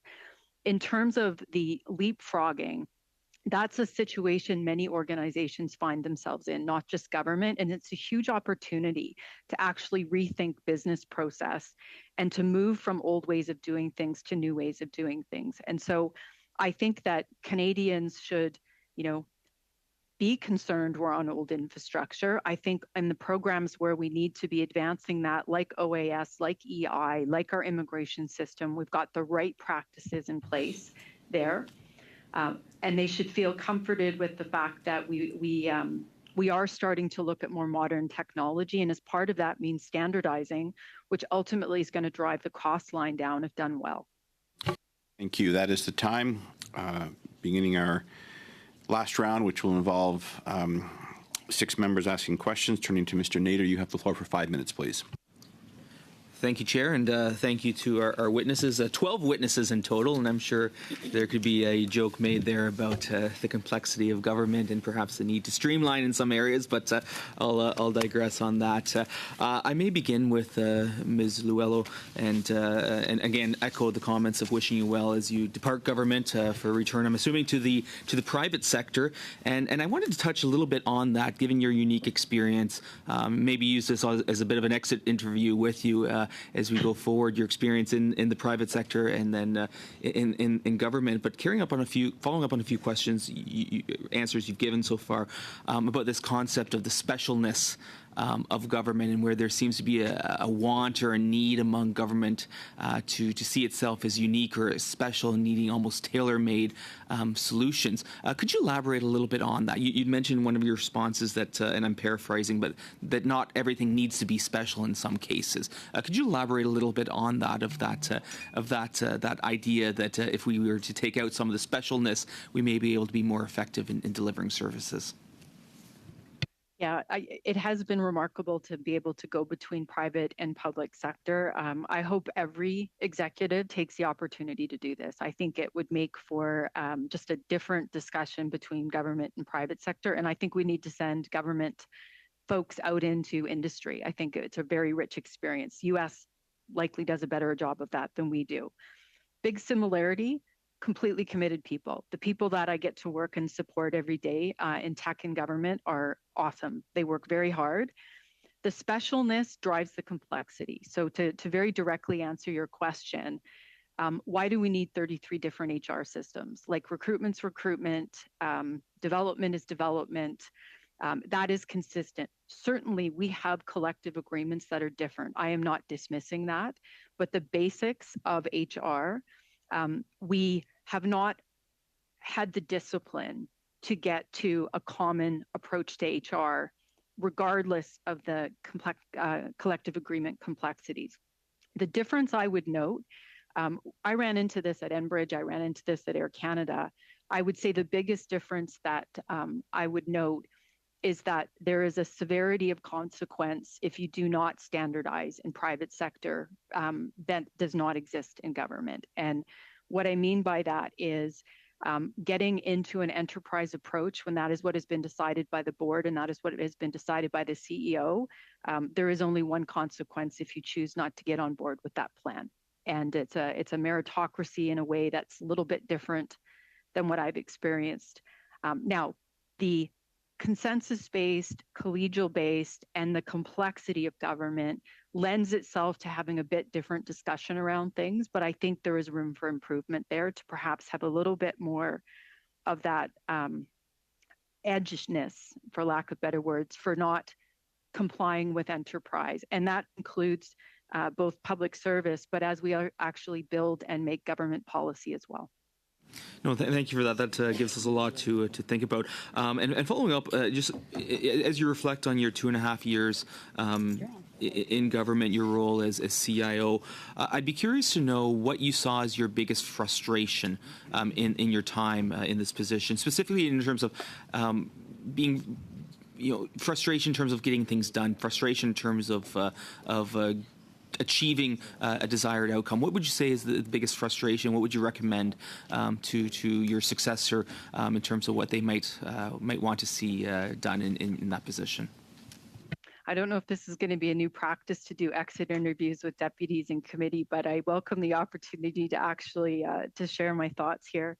Look, this discussion here today and my last appearance at EPI is a good example of probably one of my greatest frustrations. And it's not about the public forum and it's not about the questions, but I would observe even within the public service, I'm used to being in meetings talking about delivery velocity, talking about budgets, talking about change management, talking about adoption, talking about the doing. And what I find is we spend more talking about the what we might do versus actually talking about the how we're doing it and the result. And my opinion is that needs to change. Well, I thank you for that, and I only have about 10 seconds left, so I'll leave it at that and wish you well going forward. Thank you so much. Thank you. Thank you very much, Mr. Nader. Turning now to Ms. Khalid, you have the floor for 5 minutes, please. Thank you very much, Chair, and thank you to the witnesses for appearing today. I'll start with Mr. Groen. Can you help us understand why BDM was not initiated sooner? So BDM was first entered the planning stage back in 2017. So as there was reference, in 2010, there was an Auditor General report identifying the need to address critical infrastructure issues, including the programs that support the delivery of the core statutory benefit programs. There was an initiative to replace the old age security system launched back in the early 2010s. Unfortunately, that project was not successful, and that's why we're now with BDM. But it has been since 2017 that we've embarked on the planning stage and now into the execution stage for benefit delivery modernization. What were the flags that were raised by the OAG and by officials back in 2010 on this? I have read that report, but it's been a while since I have read that report. But essentially flagging that, and it was not a new phenomenon. It was not new in 2010, but recognizing that there had been successive many years of underinvestment in information technology, and that we were not making the needed investments in order to maintain the systems on an as-needed basis, and raised concerns about critical risk of failure, and that was a big concern. What I can say for the old age security, employment insurance, and Canada pension plan systems over the last 5 years, we have made lots of investments on stabilizing the systems to ensure that there's minimizing the risk of system failure. And I want to assure Canadians who are listening to this session that through the emergency management processes we've put in place, that if there were any technical issues with any of those core programs, we have a disaster recovery process in place, and we're very confident that it would not impact the delivery of the benefits, which is absolutely critical to all Canadians. So if we had spent the money back in 2010, would we have had to spend less money? Would we have not had to deal with all of these issues that are ongoing now had we invested a little bit earlier? What I would say is there is an inherent need for continued investment in maintaining the systems that deliver very complex programs across all of the government of Canada. So if we had made these investments and we were no longer on a 60-year-old system for old age security, we would not be seeing the costs that we have right now to deliver benefit delivery modernization. However, there is and always will be a need to maintain these systems, and having secure ongoing investment is critical for today, and that will be the case 10 years from now as well. So just to clarify, you stated that the 2010 report stated that these systems were at risk of failure. To be clear, no action was taken by the government of the day at that time, eh? There were different initiatives that have been taking place since 2010 to address different IT risks and issues. The replacement of the replacement of the applications that run the old age security, EI, and CPP system are being driven now through the decision in 2017 to proceed. However, there were other initiatives since 2010 for sure. Thank you. And I'm going to turn to Mr. Jones, if that's okay. So as we're implementing all of these measures, how much does rising threats to security through hacking, through emerging technologies impact the cost of implementing a lot of these programs, and how do you deal with these changing technologies to deal with how these programs are getting implemented? Thank you for the question. That's actually a large question to answer. I think there are kind of two broad levels of things that we do. One is the infrastructure security pieces, and that's where the investment in shared services pay dividends that when it was created, that wasn't the plan. The plan was to figure out how to consolidate infrastructure and save costs. What it did was it gave us a platform to build very strong cybersecurity and kind of ring the government with defenses. And those are continuously augmented. We invest, constantly upgrade, and keep up with modern technology. So SSC provides the best available infrastructure level, modern technology, and then we have our partners at the Communication Security Establishment on top of that. And then we turn to our partners in the departments, where we look at things like fraud, abuse of the system, social engineering, et cetera, and try and provide them with the skills they need or the services they need, but to augment that part, which is actually a very hard problem as well, but a different set of cybersecurity problems. So the investment's continuous, changes constantly. We're constantly upgrading, and it requires that continuous investment just because the threat environment is incredibly fast-paced. And this is one, if I could add, where we really do play as a team on cybersecurity. We have just published the enterprise-wide government cybersecurity plan, which really outlines how all the different departments work together. That includes an operations model that goes along with it, so that next level of detail.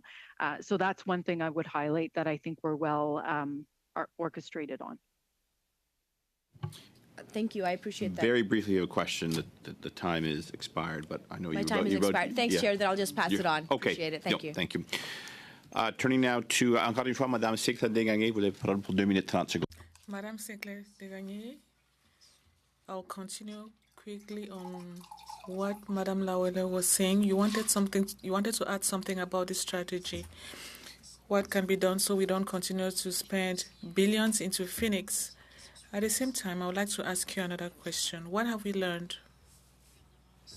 in the government from the Phoenix debacle, and how do we ensure, maybe through better contracts, that products be delivered? We have what we paid for. It's important for people to know that their money is being used for something useful. So maybe I'll start off on the question around strategy and just spend control. And I think it is a more structured prioritization of work that will include, in my opinion, turning some things off. On the pay side of things, I really do believe that we need to have a new operating model for how we're going to run HR in the government. So it's now continues to be very decentralized, including the operations of systems. We need to evaluate that coming in centrally. And I think from a Phoenix perspective, in terms of lessons learned, I may pass to my ESDC colleagues around BDM, but we took many of the things from the Goss-Gilroy report and pointed to them as part of the strategic assessment we did to support BDM. And I'm pleased to see many of those things have been implemented. So it's a good example of where we've taken past things that have not gone well, and we are applying them into programs to allow them to go better. So perhaps I'll pass to my colleagues. Oui, merci. C'est une question que je... Thank you. That's a question I receive every week. How can we reassure Canadians that with OAS, we don't do what we did with the employees? So there are several steps. Overall, we've introduced new governance. The challenge when it comes to delivery, the delivery system, yes, it's managed by EDSC, but it's not only us. We are responsible for part of the governance. There's also the Treasury Board, PSPC, and SSC. We all work together at the level of the deputy ministers to make sure that there's overall oversight. Secondly, we do not only count on we are not only counting on the efficiencies before we realize them. That was the main problems with the Phoenix problem. Yes, with Phoenix, we set aside, or rather, we changed the number of staff members who were processing human resources filed based on the plan by Phoenix. So we won't have employees processing files. We are not doing that with the benefits delivery program. We want to make sure that there will still be employees to process files.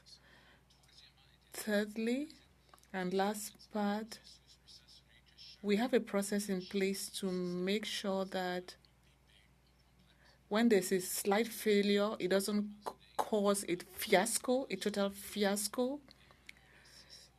So there was a lapse. We have 600,000 clients, and everything is working well at this phase of the program. And lastly, we have a plan for a pilot project that will test the entire process with the new system before we go on live with real clients. So we have really learned a lot from the Phoenix experience. Thank you very much. Or for 2.5, over to you. Thank you very much, Mr. Chair. And just as a point of clarification, we'll have one more round? Or? I'm afraid this is your last round. Okay, thank you very much. In that case, I want to thank Ms.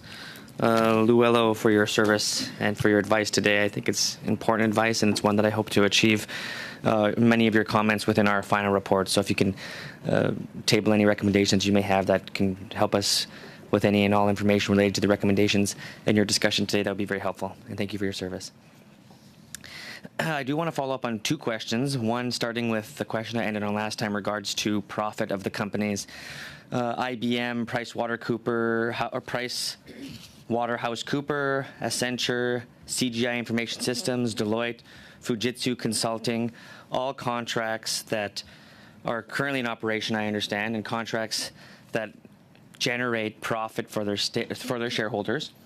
And for Canadians to understand the risk that these face, it's important that we have transparency as to what kind of profit that these companies are making off of public services. Again, I'll ask for the final time, what is the profit of these companies? I only want the number. And if you don't have it, will you supply to this committee, please? Thank you very much for the question. I think that this has been studied many times in terms of procurement. When a procurement is competitive, the market. Have the number then? We don't collect the number because we go by the methodology of the price, and it's competitive. So you're not sure? So price is looked at in terms of contract award as well as the technical piece. It is not separated out when it's a competitive contract. I just on need what to is know a markup that and not markup. Canadians need to know. And as a fairness and transparency, I've given you the opportunity to explain that. Now, how much, even percentage, are they making off of these contracts for their shareholders? These are private companies. Their job isn't to do the work of the public service and get the best outcomes for Canadians. Their job is to generate profits for their boards. I need to know, I want to know how much money these board members are making. I see Mr. Oster flinched at that, and he seems to be upset maybe. Maybe he has an opportunity to answer that question. How much money are they making? Before I turn the floor over, just to note that all the contract award values are proactively disclosed, and that is the amount that we work from a competitive basis. Mr. Disher, you got one more crack at it. Sure. Well, how much money are in these contracts that go to profits of these boards? I don't think that. I think the only way to find the answer to that question is to look at the annual reports of those companies, where you will see their consolidated profits, which will represent all of the businesses that they do and all the jurisdictions that they do it. But it would be very unusual for a private firm like an IBM, an Accenture, or a Deloitte to disclose their profit on a contract basis. So Thank you. I'm afraid that is the time. How much Mr. they're taking from the public? Mr. McCauley, you've got the floor for 5 minutes. Thanks. I guess Ms. Luello, so you're the only one here from TBS, I think. June 2022, we had an order paper come back saying Treasury Board spent $214,000 for the benefit delivery review. wondering who did we pay that money to, or was that internal costs, or was that an outside contractor? Yes, it was a combination of both. We used a firm to help with some of the analysis What work. was the firm? BDO. BDO, okay. Is BDO involved in? Most of that work was actually powered by my office, though. Just to be clear, we wrote the final report. And this is to PSBC. I know that Deloitte was given a contractor as part of this systems integration. Deloitte was banned from CBSA for bidding on the ArriveCan app because of problems with their assessment and revenue management initiative. So how can they be banned from CBSA but given contracts for this important program? Thank you very much for the question, Mr. Chair. Deloitte was not banned from their work at CBSA. Okay, very clearly we were told in the Operations Committee as part of the ArriveCan study that GC Strategies was given a sole source because Deloitte was banned. And this gets to my next issue, and this comes out of a time when it was our friend, Mr. Osowski, John Osowski was head of CBSA who did this, and now Mr. Osowski, of course, is managing director of PwC, which is heavily involved in this program as well. Do you have any concerns of this issue going around? So we have CBSA testifying that they banned Deloitte and gave a sole source contract to GC Strategies. The gentleman involved, who actually lied in committee about another thing with GC Strategies, is now the managing director of PwC, which has his hooks into the government for this program. Okay, one second. I got a point of order here from Ms. I'm Shannon. just questioning the relevance of this line of questioning to the witnesses. Good Lord. That's not a point of order, Ms. Shanahan, and it's an intriguing question. I'll turn it back to Mr. McCauley. You've got 2 minutes, 40 seconds left. So are there concerns about PwC linked to this very important project? Thank you very much for the question. As well as, again, how did Deloitte get involved when they were banned from bidding on the ArriveCan because of how they messed up the Assessment and Revenue Management Initiative? Again, I want to confirm and clarify that Deloitte was not banned from any work. We have a vendor performance management system. They were not banned from any work. Who's lying then? Because we heard in Operations Committee very clearly. Just, Mr. McCauley, I'm going to ask you just to kind of tone down the language. We have witnesses here. I didn't get a point of order. No, well, you're hearing it from me. Mr. McCauley, Okay. Mr. McCauley, Who Mr. McCauley, I have the floor, not you. We witnesses here. I don't want allegations of anyone lying. Okay. We're getting some good testimony. I will rephrase if you Thank allow you. me. That is what I'm asking. Who is not providing fulsome information then? We heard very clearly in testimony, and I can send you the blues if you wish from the Operations Committee, that GC Strategies was given sole source because the other company considered Deloitte was put in the penalty box and not allowed to bid. And this is right from CBSA. So the gentleman with CBSA is now managing director of PwC, which has its hooks into the government on this program. We have Deloitte, which got bumped from bidding on a project by CBSA, has their hooks in the government for this program. Do you understand my concern? Thank you very much. Yeah, I actually do understand your concern because obviously there's an ecosystem of vendors and government out there. PwC and Deloitte, all the ones in the BDM, have competed for the work. Are you aware of our concerns? Like, do you see the circle here of all these people involved? As I've noted, there's an ecosystem. Let me go back to the CBSA perspective. We don't know of a penalty box. We've checked our vendor performance, and we have nothing that would indicate that Deloitte is in there. So that's the first question. As it relates to PwC, this has been a contract that's been in place, I believe, since 2019. So it was competitively let. There's no direct involvement or nexus. Do the departments not talk? Like, do you not watch what comes out of OGO? Do your staff not watch what comes out of Operations Committee when we're talking about IT issues? And that's open to anyone here. Like, there were very, very big allegations made. So thank you very much again on that observation. To note that we've been taking very active, aggressive stance in terms of our procurement of the IT consulting. Deloitte, follow up with CBSA and let the committee know why they made those comments about Deloitte? Would you? I see that's an affirmative answer. Yes, thank you very much. That is your time, Mr. McCauley. We'll look for that response as best you can. Appreciate it. Turning now to our last member, Ms. Shanahan, you have the floor for 5 minutes, please. Well, thank you, Chair, and I thank you for intervening earlier because I would like to remind those watching this committee that this is the Public Accounts Committee. And it's not government operations. Mr. McCauley knows that, he being the chair of the Government Operations Committee. And I would like to give this opportunity now to Ms. Reza if there's any further clarification she would like to make. And I think that Ms. Luello wanted to intervene there as well. Ms. Luello? Ms. Luello, why don't you begin, if that's all right? Yes, you bet. Thank you. My point, and maybe not relevant, but I think just given we've talked a lot about contracting and outsourcing and firms, there's couple things I'd like to just perhaps leave you with, given I'm moving out of the public service.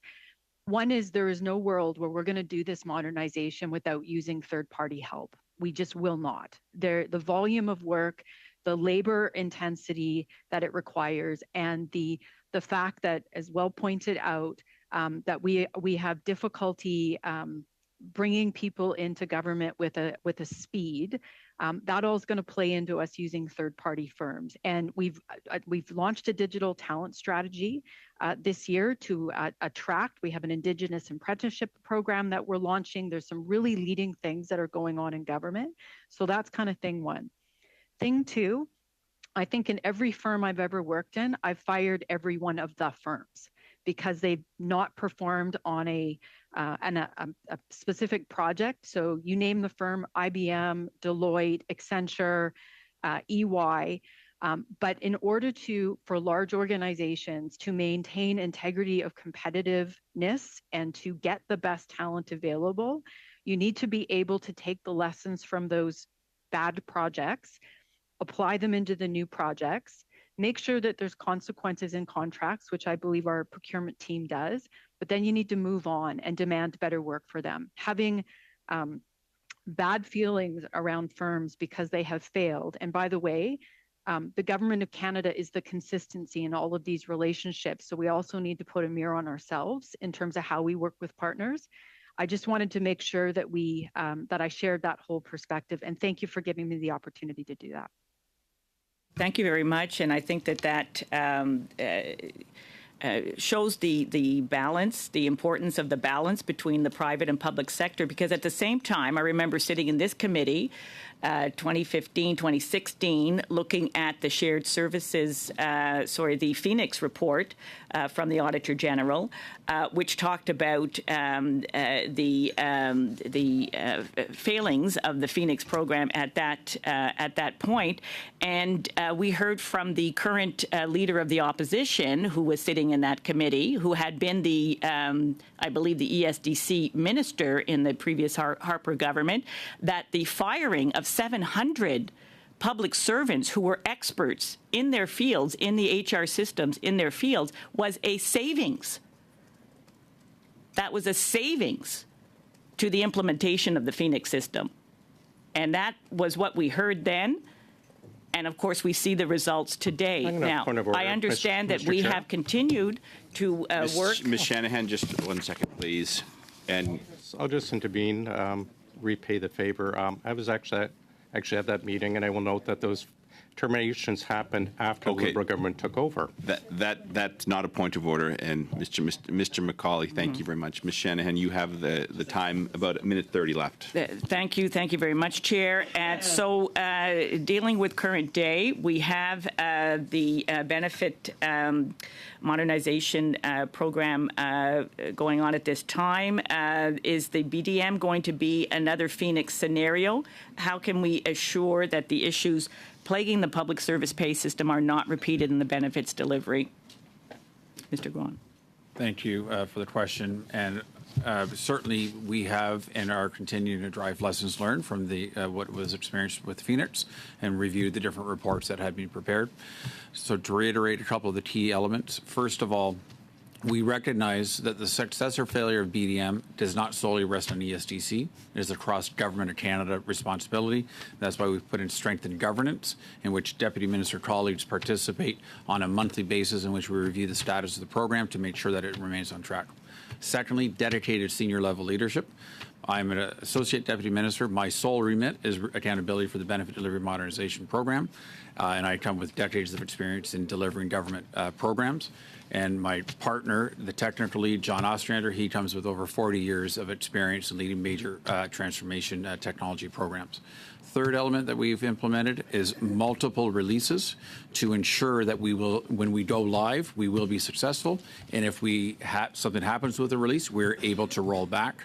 And the last piece is we know we will be more efficient once we implement the new programs, but we're not counting ahead of time what the savings and efficiencies might be. Thank you.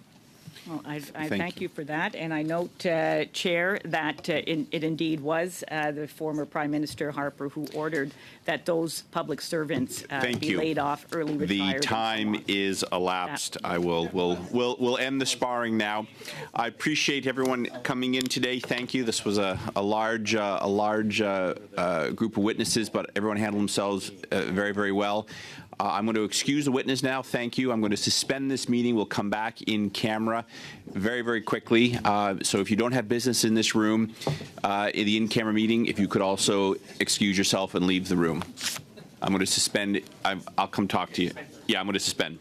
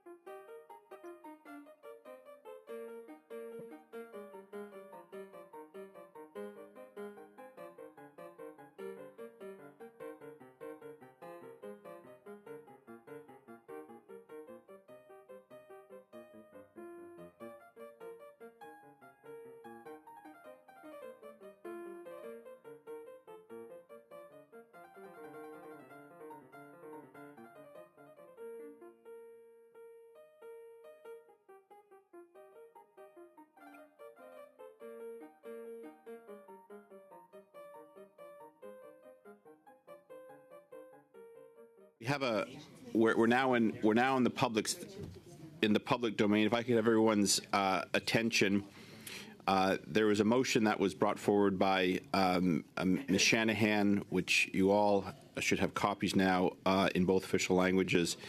I'm afraid I have to rule this. Mr. Desjardins and Madame Séclade, I'd like your attention, please. I have to rule this out of order on the, I think, appropriate and well understood fact that this motion, for the most part, is directed at what? Yes, go ahead. Sorry, Chair, I understand we just moved in public, and for the importance of the record keeping, can you please read the motion in its totality and then issue your ruling, please? Read the motion. Yes. The motion would read as follows.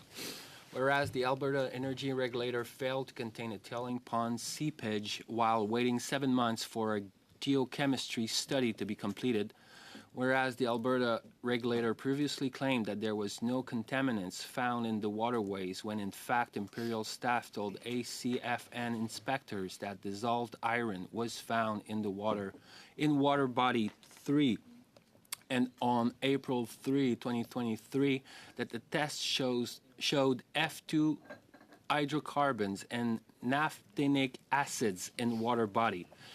That the committee expressed its disappointment with the Alberta Energy Regulator and acknowledged that the Alberta Energy Regulator has been deficient in protecting the environment and health of communities adjacent to tailing ponds that it regulates.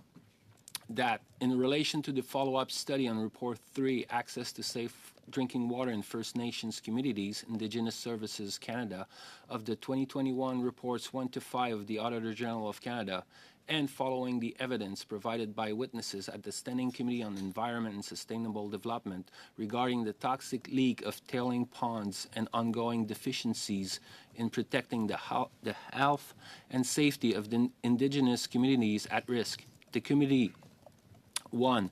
Call on the Alberta Energy Regulator and the Government of Alberta work with companies that operate tailing ponds and the federal government to conduct a study to assess the impacts of tailing ponds on human health. 2. Call on the Alberta Energy Regulator to require operators of tailing ponds to increase monitoring of adjacent drinking water sources. 3. Call on the Alberta Energy Regulator to conduct a geotechnical audit of all tailing limits. 4. Call on the Alberta Energy Regulator to require operators of tailing ponds to halt the release of tailings into waterways. 5. Request that the Office of the Auditor General, through the Commissioner of the Environment and Sustainable Development, conduct an audit of environmental protections around Canada's water bodies, especially those on Indigenous lands. Period. Thank you. There are 3 issues that are with this motion. 1, Alberta has a parliament. 2, Alberta to investigate and to instruct the provincial government, the government of Alberta. Alberta has its own audit office. And 3, the federal government has no, nor does this parliament have the ability to instruct the Alberta government or the Alberta Energy Regulator to do anything. So to me, this is a very moot point. The motion's proposer is certainly welcome to work with the clerk and come back to this committee with language that is more in the federal sphere and this committee's sphere. So that is my decision. And yeah, I have Ms. Khalid first, and then I'll go to you, Ms. Shannon. Yes, Ms. Khalid. Chair, I'd like to challenge your ruling. All right. That is a non-debatable. The question is that the chair's decision be sustained. If you vote yay, you sustain the chair's decision. If you vote no, you go against. Mr. McCauley. Yay. Mr. Stewart. Yeah, what did you say? Yay. Yay. Mr. Nader. Yay. Madame Sinclair-Desgagnés. Non. Mr. Desjarlais. Against.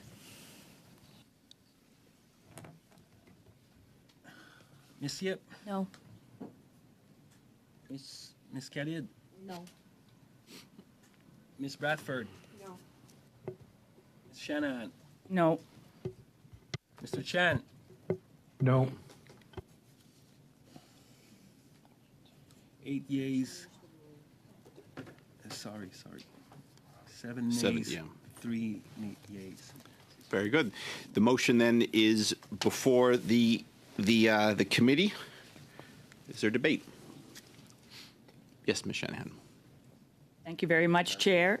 Thank you very much to everyone in understanding how important this motion is for our committee. And I must say that I have welcomed in previous sessions of this committee that we have opened up and reviewed environmental reports from the Commissioner of the Environment and Sustainable Development, who, of course, reports to the Federal Auditor General of Canada on a wide range of issues. And indeed, we have some of those studies ongoing as well.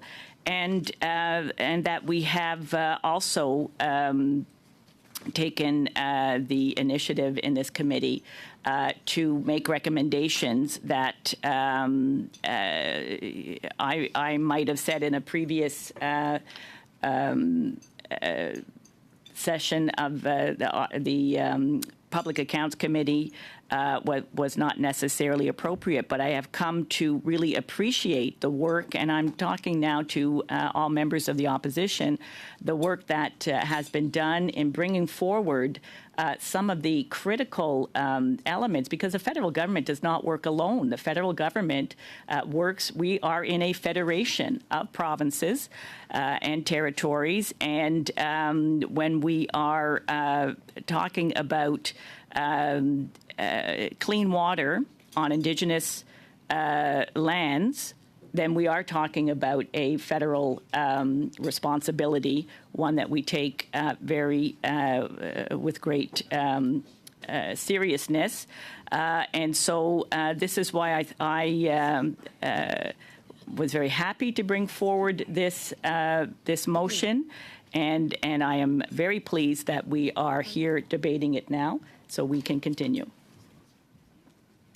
Thank you. Mr. McCauley. Thanks, Chair. A couple things about this quite surprised me. First of all, number 5, request the Commissioner of the Environment conduct an audit. That's wonderful. I would say, please, 100%. They should go ahead with that. I have a lot of great time for the Commissioner of the Environment, or from the AG. The work that they do is very straightforward stuff. I have to say, I'm not surprised after sitting in this committee, hearing again and again and again from the Liberal side how, we shouldn't be doing the work that other committees are doing. And this is almost identical word for word of one that's been dropped in environment. I'm also, I guess I should say I'm shocked but not surprised, after again being lectured by the Liberals about how, public accounts is one built on a consensus and not a political one. And this is clearly one geared toward attacking the province of Alberta. And I have nothing to say to defend the Alberta Energy Regulator. If the report should be done, then the Environment Commission, we should open and expand it entirely for the Environment Commissioner to go at it 100%. I don't think it's the role of this committee to be criticizing, attacking, or calling out provincial regulators. I'm sure there's lots, whether it's been City of Montreal dumping raw sewage or the City of Victoria, this committee doesn't sit and attack those or study those things. But it is unfortunate that the government, not surprising the government is playing this game, but again, the recommendation number 5, full on. If they want to do it, I'd love to see more reports from the environment side of the Auditor General, and certainly addressing the issue of the clean drinking water. The Macdonald-Laurier Institute put out an amazing report on the issue, and I think Mr. Desjardins read it. A lot of pragmatic things, and maybe we'll get some pragmatic answers out of it. And if the energy regulators drop the ball, 100%, we should address that. So, you know, maybe in the end, having number 5 done, how it's been come about is very, very disappointing. I can imagine committees across now attacking Alberta, now attacking perhaps Quebec on Bill T21, or attacking BC on this. I mean, for us to devolve into such pettiness, I think, is unfortunate, but the numbers are obviously here to support this motion. I think it's, again, number 5, having that study, and maybe we should talk about having the recommendation to expand the study for other provinces or other issues around it, not just the one, because I'm sure there's more safe drinking issues than just the Alberta issue. Maybe, yep, maybe it should be, Oh, no, I'm not looking at that, because I'm sure we're going to continue. But I'm just saying, maybe it should be extended. And I'll wrap up real quick, because it's not about the time. I'm not trying to kill the clock. But maybe it should be extended and not just that specific one. But I've said my piece. I'm disappointed in colleagues around the table that they're going to this. But I'm very happy to direct the environmental side of the AG's office to expand any audits they wish on this topic. So I'll support that part at least. That's all I have to say, Chair. Hold on, I have a whole witness list here. Mr. Desjardins, would you like to be added to it, Ms. Khalid? No, thank you, Mr. Chair. And I think this is an issue that it requires careful consideration as to the principles of cooperative federalism in Canada. It's important, and it's been ruled in many Supreme Court cases in the past when it relates to First Nations issues in particular. I can go back to the 2016 court decision in Daniels in Canada. Even before that, for the purpose of my discussion, Eskimo in Canada, which is a Supreme Court case from 1930, that makes clear that when provincial entities, particularly the regulators of natural resources, come into a particular conflict with that of federal jurisdiction, particularly their constitutional obligations related to the protection of Indigenous people under Section 35, it is the honor of the Crown, which is united both provincially and federally to the relations of First Nations people. So this is well defined, Mr. Chair, in common law in Canada, that when it relates to First Nations issues, that the honor of the Crown, which is indivisible, we serve one Crown, both the province and federal government. It is not that provinces and First Nations issues or people live under the province's jurisdiction. They don't even live under the federal government's jurisdiction. They live separate and distinct by way of treaty with the Crown, meaning that in instances where the Crown has acted dishonorably, in particular to the Athabasca Chippewa First Nations assertion that the Alberta government has breached its legal, fiduciary, and consultative duties to these leagues, that it also would seek the protection of the federal government to which it signed treaty for the very same. And so to put it very clear, Mr. Chair, we have to be cognizant that in relation to First Nations issues, the Crown is indivisible, meaning you can't rule something out of order or out of jurisdiction because it's a provincial entity in direct relation to First Nations issues. It is a commitment to all of us, all people, that we ensure the treaty obligations of these nations are upheld.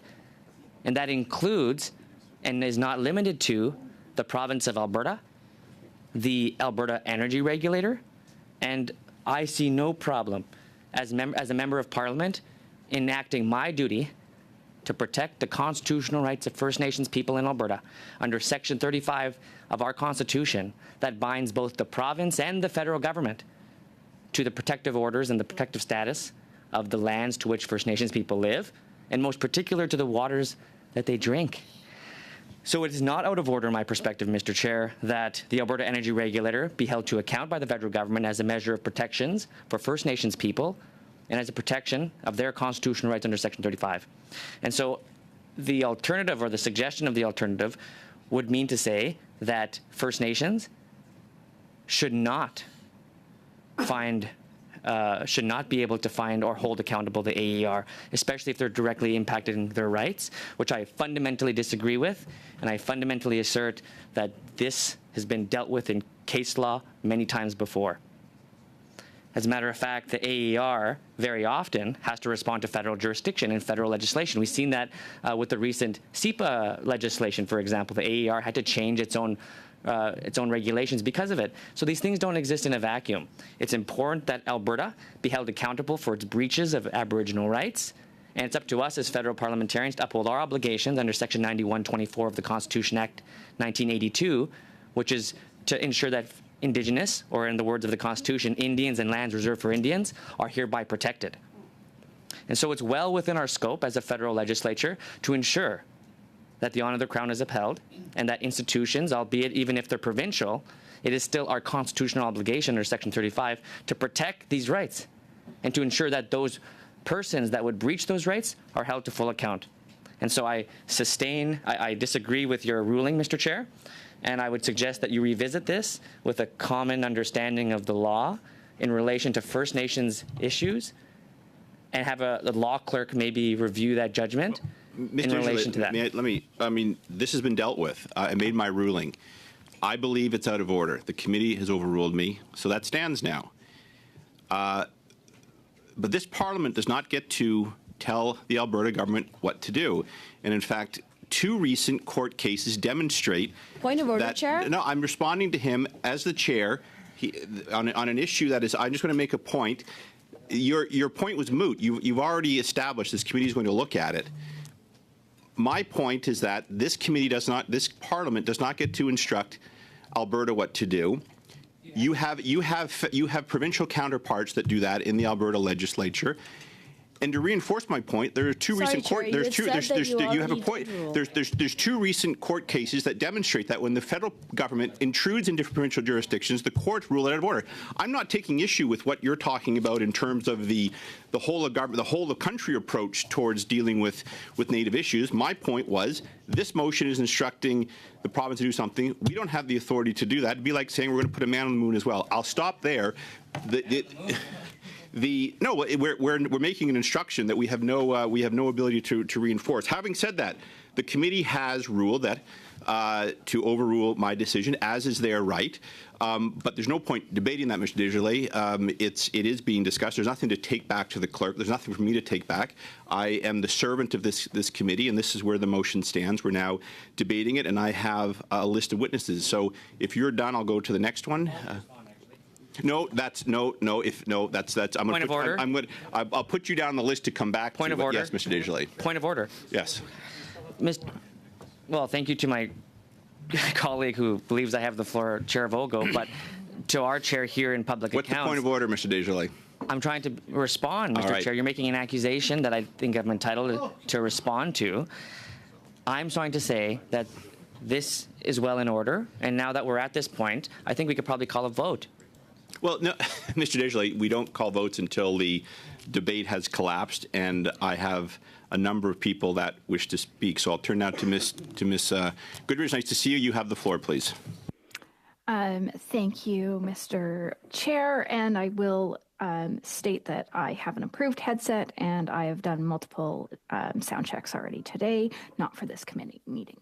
I wanted to pop on here because this is identical. Actually identical word for word to a motion that was moved when I was in an environment meeting on, I believe, November 28th by Mr. Van Koeverden. And I share that because when it was moved in the Environment Committee, that is, in my opinion, I still don't think that this is necessarily within complete federal jurisdiction, and I think the fact that the federal government has lost a couple court cases recently to the government of Alberta, this perhaps is not the best way of building those relationships, but albeit it at least has some semblance of making sense being in the Environment Committee. When I was told that this was being discussed at Public Accounts, I was absolutely flabbergasted. I really am having a very, very hard time understanding how this could even get to a space where this is something that public accounts has decided, well, environment hasn't ruled on this fast enough, so let's bring this to public accounts. I'm very much at a loss for words. And so with that, I really truly believe that this is absolutely inappropriate to be at this committee. I would urge members to vote against this. I think that this is something that needs to be dealt with, if even dealt with at the federal level, at the Environment Committee. And frankly, I believe that this should be dealt with by the government of Alberta in one of their committees. Thank you. Thank you very much. Madame Sinclair-Desgagnés, vous avez la parole, s'il vous plaît. Merci, Monsieur le Président. Thank you, Chair. I think this motion has its place in this committee, and the link was clearly established by Mr. Macaulay before. In this committee, I would like to tell colleagues joining us just for this motion that we could ask the Office of the Auditor General and the Environment Department to carry out audits. I just wanted that to be clear to the colleagues joining. However, my great hesitation with this motion is that I think that the responsibility of provincial governments and regulators should not be discussed at federal level. We are in a federation, as Ms. Shanahan said, and we must respect provincial jurisdictions. I believe that if the amendment is accepted, I would have the approval of other parties. I would like us to limit the motion, reduce the motion. That's the amendment I'm proposing, that we only keep the paragraph that starts, well, it's the last paragraph before the points, that in relation to the follow-up study on Report 3 and so on, that the committee requests that the Office of the Auditor General, through the Commission of the Environment and Sustainable Development, conduct an audit of environmental protections of Canada's water bodies, especially those on Indigenous lands. That's very important to us. So remove everything that doesn't fall under federal jurisdiction, but I think it's important for the Commission of the Environment and Sustainable Development to conduct an audit, particularly when it comes to water bodies on Canadian territory. Repeat this just so, Madame Sinclair-Desgagnés, je just repeat.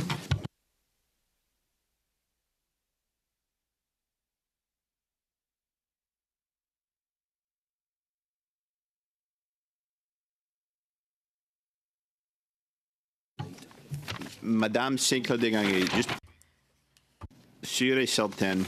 Madame Sinclair-Desgagnés, to be certain, you want us to keep paragraph 3? Natalie? Paragraph 3?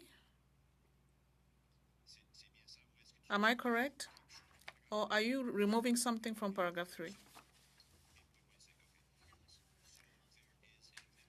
Motion which would remove paragraph 1, paragraph 2,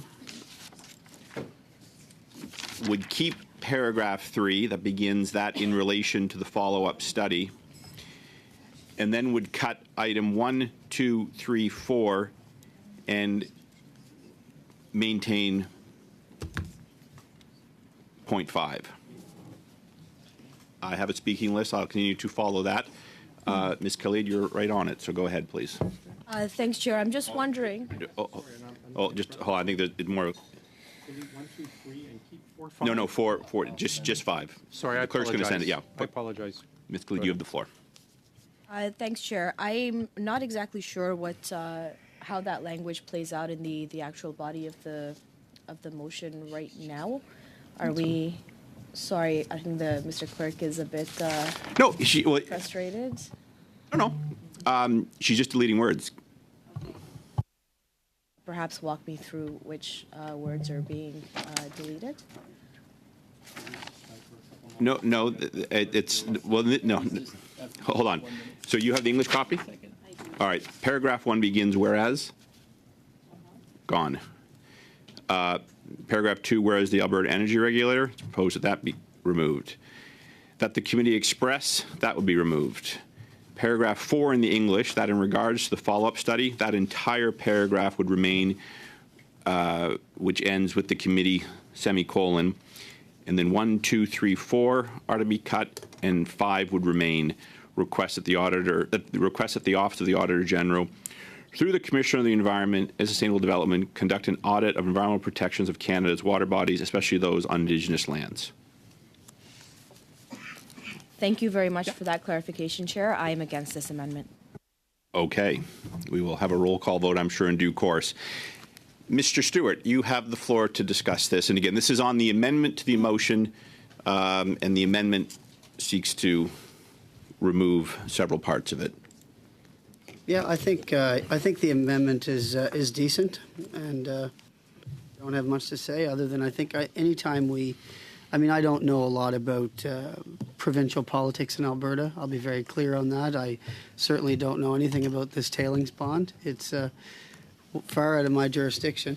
But at the same time, as federal members of parliament, the last thing we want to do is be too overhanded with provinces and instructing them what to do with their time and with their industries. I think that's pretty heavy-handed.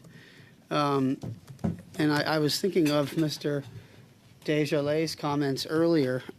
He wasn't wrong on the duty to consult, and with First Nations, I went through that a lot in New Brunswick. It gets dicey when provincial governments and provincial bodies are consulting with what would be called the First Nations chiefs of the communities. Sometimes you could get agreement within the First Nations communities, but then a grassroots element from within the community who don't sort of align with the council and chief of the actual community. So then you'd have different factions, and that would really complicate matters for provincial bodies. I did see how sometimes opportunities were lost because of the difference of opinion among the greater Indigenous community. But at the same time, I think the amendment is decent, and it removes a lot of the aspects that I think were heavy-handed, and I think it's okay at this point. Thank you. Thank you very much. Mr. Desjardins, I'm not recognizing you now, but I just wanted to confirm that you do want to be recognized. Is that right? I think, yes, just to confirm that. Okay. Mr. Leslie, you have the floor, please. Thank you, Mr. Chair, and thank you to members of the first time I'm visiting this committee. I actually just came from the Environment Committee, where I had the pleasure is not the right word, of hearing responses from Minister Guilbeault. The first time I've had the chance to speak with the Minister at our Environment Committee, the first time in 262 days the Minister has appeared. The Alberta Energy Regulator has appeared twice at the Environment Committee during that same time, and by my estimation, I think the Federal Environment Committee should have appearances from the Environment Minister of this federal government more frequently than a provincial regulatory body. Just to have them thrown under the bus for political reasons, heading into the Christmas season, I think this is something that we should not really be focusing a lot of our time, given the frustrations that provinces have already rightfully aired publicly with this government. You could look most recently with the Northwest Territories Premier speaking out against the cost of the carbon tax on his constituents. We've had, obviously, headaches between the prairie provinces over natural resource regulations, particularly in the aftermath of Bill C-69, the No More Pipelines legislation being slapped down by the Supreme Court for its unconstitutionality.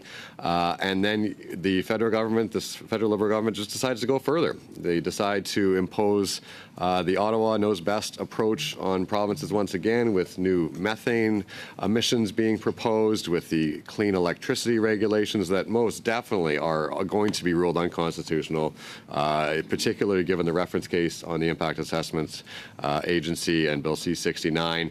So all of that said, I think it's frustrating that provinces are having to deal with what seems like a concerted effort by the federal government from Ottawa attacking them. And the reason that I came and joined this committee was to look at the same motion that we saw from the Environment Committee, where the Liberals tabled it, because they want to use it to distract. They want to divide and distract provinces and Canadians, and it is so very frustrating. And I think for the good of our federation, it's just time to stop. If you actually want to work with provinces on issues like tailing pond seepage, issues like regulations, you need to be an active partner in working with provincial governments, not just say you're going to work with them and then impose your measures from Ottawa. So, Mr. Chair, in relation to the specific amendment on this motion, I agree it is decent. I would actually propose an additional amendment that would remove the unnecessary third paragraph that states its disappointment, because I don't think it's the role of the federal government through the Public Accounts Committee to relay disappointment to a provincial regulatory body. So I would move a sub-amendment to the amendment that we remove paragraph 3. It's not. Yes. No, I know. I think no, it's out. Paragraph 3 is out. Yeah, the only paragraph that the block is. Oh, that's supportable then. Yeah. So, Close it. You still have the floor. Well, no, hey, don't say that word around Christmas. So, just to clarify, Mr. Chair, A lot of moving parts. the third paragraph that the committee expresses disappointment is currently being amended out. Yes. Okay, well, I believe I could support that amendment. Just this and this. Step by step, maybe we're coming to some sort of agreement. So I have on the list, I have Mr. McCauley, you're up, and then Mr. Desjardins. And I do see you, Miss Goodridge. Mr. McCauley, you have the floor. Yeah, thanks, Chair. And I want to thank my colleague, Ms. Deguenay-Sinclair, for the amendments, because I think, 1 to 4 seem to be recommendations, getting to recommendations ahead of the actual report. So I certainly support taking those out. And as I mentioned, I'm very happy to request from the do the report. I'm wondering, and I'll put this out to perhaps my colleague from who's joined us from Environment, whether Canada's water bodies is an accurate enough description. In the general context, I understand it's about drinking water for First Nations, and maybe my colleague from the NDP can chime in as well on this, whether the water bodies actually covers specifically drinking water. So I'm not sure if that needs to be a further amendment. I will rely on Mr. Leslie or Mr. Desjardins to chime in afterwards. The only other issue I have, and I mostly support the amendment, is I guess we're keeping the fourth paragraph in relation to the follow-up study and report A, access to safe drinking water, which is fine, and following the evidence provided by witnesses at the Standing Committee of Environment. I am hesitant to have this committee put forward suggestions based on work of another committee that I haven't seen yet. And I'm concerned about recommending, certainly keep the first line in, and I'm just putting this out there for further discussion. Again, we're asking for, us putting forward a statement based on witnesses at another committee that we haven't heard. And I actually bring this up because I've brought this up with A.G. Hogan and also A.G. Ferguson before his passing about the shipbuilding study, and because we were doing a study in OGO, the only committee that matters, about the shipbuilding, and asked if they actually referred to the evidence and witnesses and testimony in that study. And the AG commented, no, they do not actually look at information that comes up from other studies. So the AG and current AG and the previous AG both stated that they don't consider testimony or recommendations or anything else from other studies.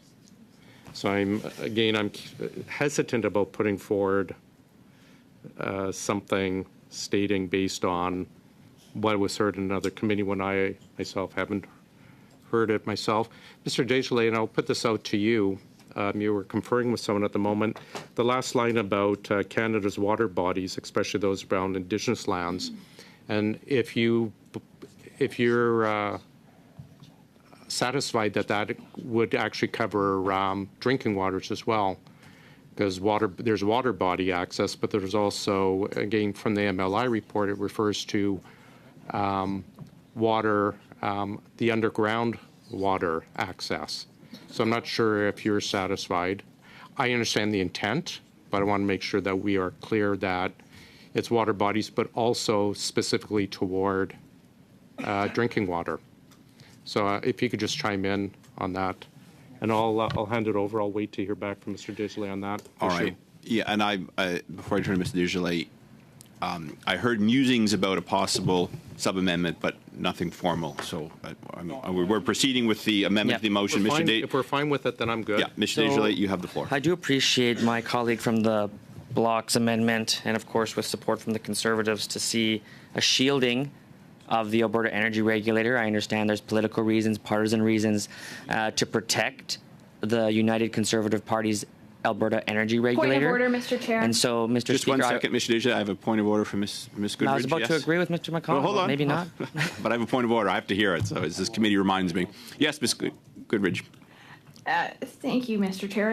I really think that is imputing false motives on members of the Conservatives. It has nothing to do with shielding or the provincial government. It's frankly about whether it's provincial or federal jurisdiction. And I believe that the amendment. Ms. I'm going to stop you. So that is the point I made in my objection. And so while I agree with you, we are well beyond that now in terms of debating. And while Mr.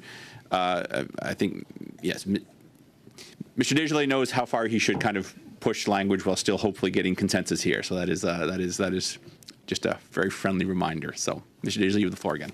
Yes, and I do appreciate that that member comes from an area where this bill is taking place, and they may have a motive as to not talk about those impacts, but I digress, Mr. Speaker. It's important to First Nations in Alberta, and it's important to members of Parliament to understand that the Alberta Energy Regulator does not operate outside our Constitution. It does not. And I must be clear that I do, in fact, want to see consensus on this. I'd like members of this committee to come together on this. And so to the Bloc Québécois amendments and striking 1, 2, 3, 4, I'm okay to do that. However, the principle of what needs to be addressed, I'd offer a sub-amendment to the amendment, which I think will take into direct account the issues that First Nations, in particular ACFN, in their discussions with members of Parliament and the discussions with the government, as to their concern in relation to the AER's impact and the federal government's obligation to those communities. So language, I think I propose prior to the final recommendation, which would become the new one, would be to call on the Auditor General to assess the treaty inherent and Section 35 rights impact of First Nations and Métis communities by the Alberta Energy Regulator as it relates to Canada's obligations to treaty and inherent rights of First Nations and Métis in Alberta. This falls wholly within our jurisdictional responsibility, and it's important, Chair, that in instances, and there have been instances where provinces have trampled on the rights of Indigenous people, that it's up to us to ensure that we have full accountability to the protection of those rights. And so this is an important amendment because it takes what the government is proposing, which is really serious concerns with the Alberta Energy Regulator. It takes the concerns that the Conservatives have with it being out of jurisdiction. It takes the concerns of the Bloc about provincial jurisdiction, and it puts it wholly within our narrow obligation founded in Section 9124 of the Constitution Act, which is the sole responsibility and jurisdiction, quote, for Indians and lands reserved for Indians. When there is an impact to that jurisdiction, it's actually the federal government's obligation and duty to protect those rights that are founded within our legal framework here in Canada. And so I think it's important. Could you just read that again? Could you just read your sub-amendment, please? The sub-amendment is as follows. To call on the Auditor General to assess the treaty inherent and Section 35 rights impact of First Nations, and Métis communities by the Alberta Energy Regulator as it relates to Canada's obligations to treaty and inherent rights of First Nations and Métis communities in Alberta. All right. Again, Mr. Desjardins, I'm not trying to pick a constitutional fight with you. I'm ruling that sub-amendment out of order for the same reason as before, because I can tell you, in my experience, the Auditor General's office will get back and say they have no authority to investigate a subnational government. It would be like asking the auditor to investigate the Ontario Liquor Board or the Point of order. First Nations are not the Ontario Liquor Board, Mr. Chair. You said you wanted to investigate a provincial body. No, I'm talking about the impacts, the rights impacts of First Nations and Métis communities. And the sub-amendment makes clear that there is a potential rights infringement, and that it's our obligation to investigate those rights infringements. I'm not disputing that, but does your amendment, sub-amendment, calls on the OAG to investigate a provincial? No, it says to assess the rights. Yes, I said it again. I'll say it one more time. Call on the Auditor General to assess the treaty inherent and Section 35 rights impact on First Nations and Métis communities by the Alberta Energy Regulator or any other entity that may do that. It's our constitutional obligation, and that we do this all the time. It doesn't, I'm just confused why all of a sudden the Alberta Energy Regulator gets this kind of defense against a constitutional right of Indigenous people. Oh no, I'd have the same objections if this was calling on an investigation of a provincial matter dealing with Acadians or in any other province. So, but Acadians, again, Mr. Chair, these are unfounded. You're relating the Liquor Board or Acadians to First Nations rights, which is the problem. I'm trying to tell you, we have a constitutional obligation under Section 35. My words. I am saying the auditor is focused on federal levels. Yes, Ms. Goodridge, a point of order.